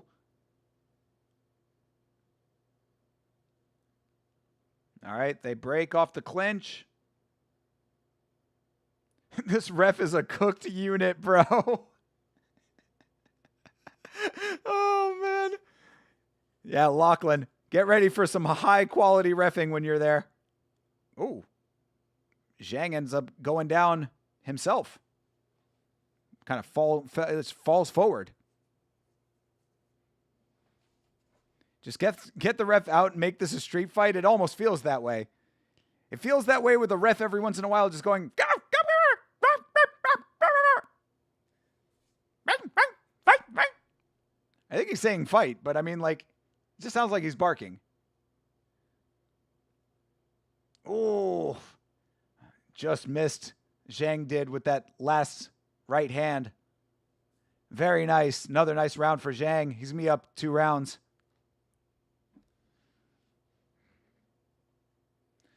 I mean, I feel like Zhang could finish this fight. And like I was saying earlier, man, like it just feels like every Iranian that comes in here is just like, for some reason, the dude that's going to lose. And I don't like it. I'm not happy about it. It just seems to be the way that it goes. That was a nice elbow for Zulfi. The fighters even seem to be disgusted with the ref. I mean, I would definitely be not happy about it. I forget that dude. What was it? The Scottish dude or something? I don't know. It was the Australian guy. There was the other guy from Australia where the referee completely screwed him over. I forget what that guy's name is off the top of my head, but I posted about it on Instagram because I was so upset for him. All right. Zhang is indeed up 2 rounds.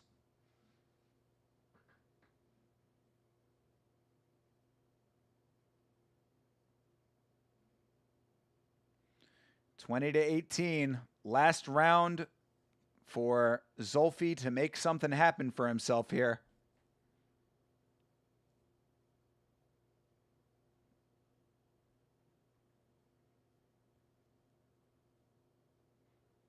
Oof.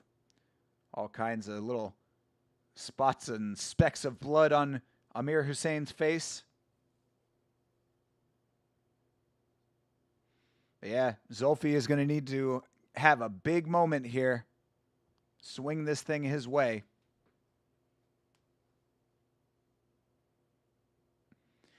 All right, and thankfully we get one last shot of my lady Wimmel. Wimmel met, round 3. All right, let's see what we got. Round 3 underway. Oh, nice connection. Oh, Amir Hussein knows that he's down. He wants this round. Oh, Amir Hussein going for it, but oh, Zhang coming back. Banger fight living up to its name. Oof. That left hand for Zhang is really nice. When throwing a right overhand elbow, follow with the left elbow uppy. All right, you tell him, Sanjay. Oh, yeah, Zhang getting a couple of elbows from Zulfi. Amir Hussein. Oh, nice knee for Amir Hussein. But our dude, Zhang, not going down for nothing yet. Bro's got a chin. Oh, another tomahawk elbow. I think landed on the chest for Zulfi. Oh, 2 shots land for Zhang. Oh, another inside shot lands for Zhang. Jeez, these guys are really exhausting themselves with all this action. Oh, Amir Hussein with the headlock. Yeah, lovely elbows indeed. I love it, man. Some really nice work on both sides in this fight. Zhang feints the spinning elbow. Looked like Zulfi was trying himself. How did he not go out? Bro, I've been saying that for this entire fight. There's been a bunch of stuff that should have knocked either one of these guys out. Oh, there's Zhang goes for the spinning elbow. He missed it. Teep for Zhang. Oof. Geez, big swing and miss for Amir Hussein. Yeah, this fight has been all action from the start of it. Oh, big left hand from Zhang.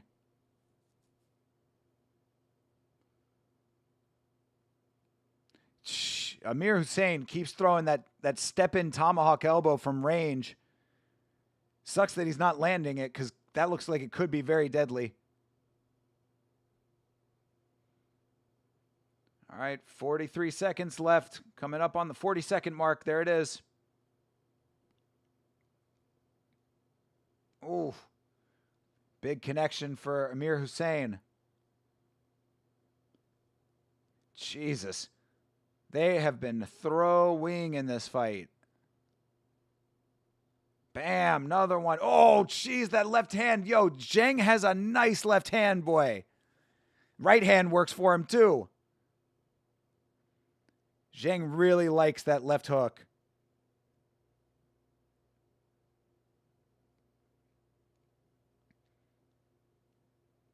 But yeah, they are getting tired, understandably so. Yeah, in the pocket the whole fight, for real, bro.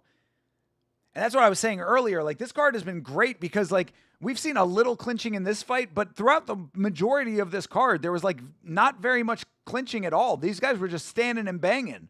Old school Muay Thai. Yeah, I mean, look, you know, Amir Hussein Zulfi is not going to win that fight, but man, he should hang his head high. That was a really nice performance. Very, very competitive, very spirited fight. I'm very glad that he didn't get knocked out, honestly. You know, that would have been an unfortunate way for that to end, considering how hard he fought. Yeah, total phone booth fight, nasty Muay Thai. Got to love it, dude. This is why Muay Thai Sundays are my favorite thing that we do now. As far as watch-alongs go, bro, Muay Thai Sundays are like my absolute favorite. It's a nice chill stream. The Blood Palm OGs are here. Generally don't have to worry about too much nonsense in the chat. We're all just having a good time watching some good old-fashioned slugged-out Muay Thai in the greatest venue in all of combat sports. I love Muay Thai Sundays. This card might be better than 328. I mean, main event and co-main aside, I would say that it definitely smokes it.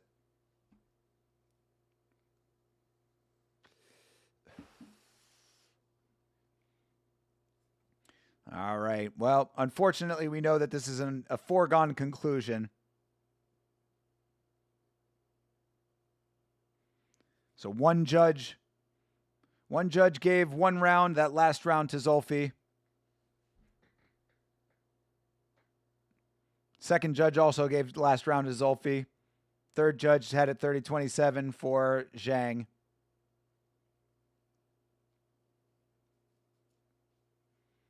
Buckley needs to just go to Muay Thai. Yo, let's go, bro. Fuck yeah. Buckley can go over to karate combat. Buckley would actually probably excel in karate combat. Buckley would be down for all the dumb, goofy bullshit, all the publicity stunts. Buckley would be okay with that shit.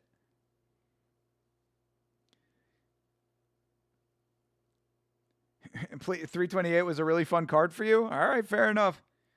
To me, it was just a lot of low fight IQ moments. That was the problem.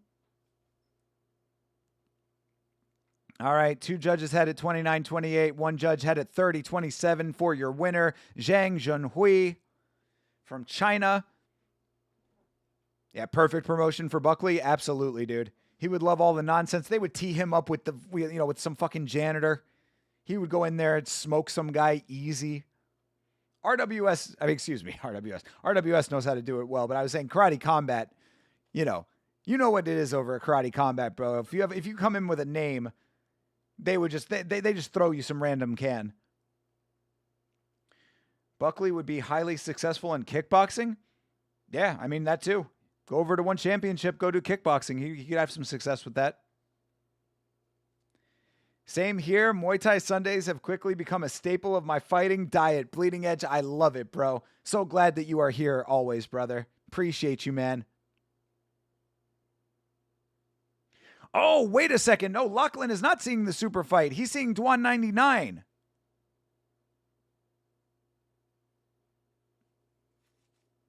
Yeah, Dwan 99 is the upcoming one. That's still a great fight, though. Sadly, K1 does not exist anymore. K1's still around. I'm pretty sure K1 is still around. It might not be the same version of it as it was before, but I'm pretty sure that K1 is still around in some capacity. I think that Half Dead Frank was posting some K1 in the Discord not too long ago. Tap Thai. Number 1 ranked. Tap Thai. At flyweight. Dwan 99, Dwan Gao Gao. He is the light flyweight champion. That is who Lachlan is going to be seeing defend his belt. Yeah, versus Chalarm Chan. Chalarm Chan versus Dwan 99. Oh, it is the super fight. My bad. Okay, yeah, it is champ versus champ. Fuck yeah. Okay, I got it all backed up and all mixed up in my mind. Yes, Lachlan next week is going to be seeing Dwan 99 versus Chalam Chan. Both of those are champions. Super fight incoming next week, and you know we are going to be here next week to watch that event and also look out for our dude Lachlan in the crowd. Yeah, it is a super fight. My bad, Lachlan. I was getting a little turned around in my mind there. But yeah, that's going to be awesome, bro. You picked an excellent week to attend. And I'm sure that the one championship card is going to also be amazing. So, as you know it to be true, that will bring us to the end of the RWS broadcast. Of course, we will let it play out until the end of the live stream, but that will end our live stream as well. And this has been another one that has been awesome. This is actually really a very, very great one. Unfortunately, we didn't get a beanbag in the banger fight, but the banger fight was still a banger fight, so that's okay. And this has been great. This has been another really excellent one. As always, I appreciate you guys so much for hanging out with your boy for this. These are, as we were just saying, some of my favorite things to do. RWS is the shit. I love Muay Thai, and I love hanging out with you guys for it. Tomorrow night is the podcast. Myself and Chase Parton will be breaking down each and every fight from the UFC 328 card. That will be at 10 o'clock p.m. Eastern Standard Time, right here on the Yama channel. We'll be giving our predictions for the upcoming fight night. And then, of course, next weekend is a big marathon weekend. We've got either MVP or UFC live on Saturday. Sunday morning, we'll be watching whatever card we don't watch live. And then Sunday night, we will be watching RWS again. During the week, I hope to have some content coming out. I'd like to get a video out if I can. Right now is still kind of a tough time for me. Things are a little bit crazy going on right now, but it's all in favor of better times ahead for Yama. So bear with me if I don't, but I'm going to definitely try to get a video out. I appreciate the support on the videos as well. That is going to be the end of the live stream. So that is the end of this stream as well. All right, guys. Yes, much love. Always a pleasure, Blood Palm. Have a lovely day and see you all next time or on Discord. That is exactly my sentiments as well. Yamashow.com for all of your merchandise needs. Go and get yourself something awesome there. And I will see you all tomorrow for the podcast and, of course, in the Discord as well. Yes, Jeremy, you as well. Have a great night. All of you guys have a great night. Thank you so much for hanging out. As always, have a great rest of your night, a great remainder of your weekend, and a great start to your week coming up. And as always, fight on.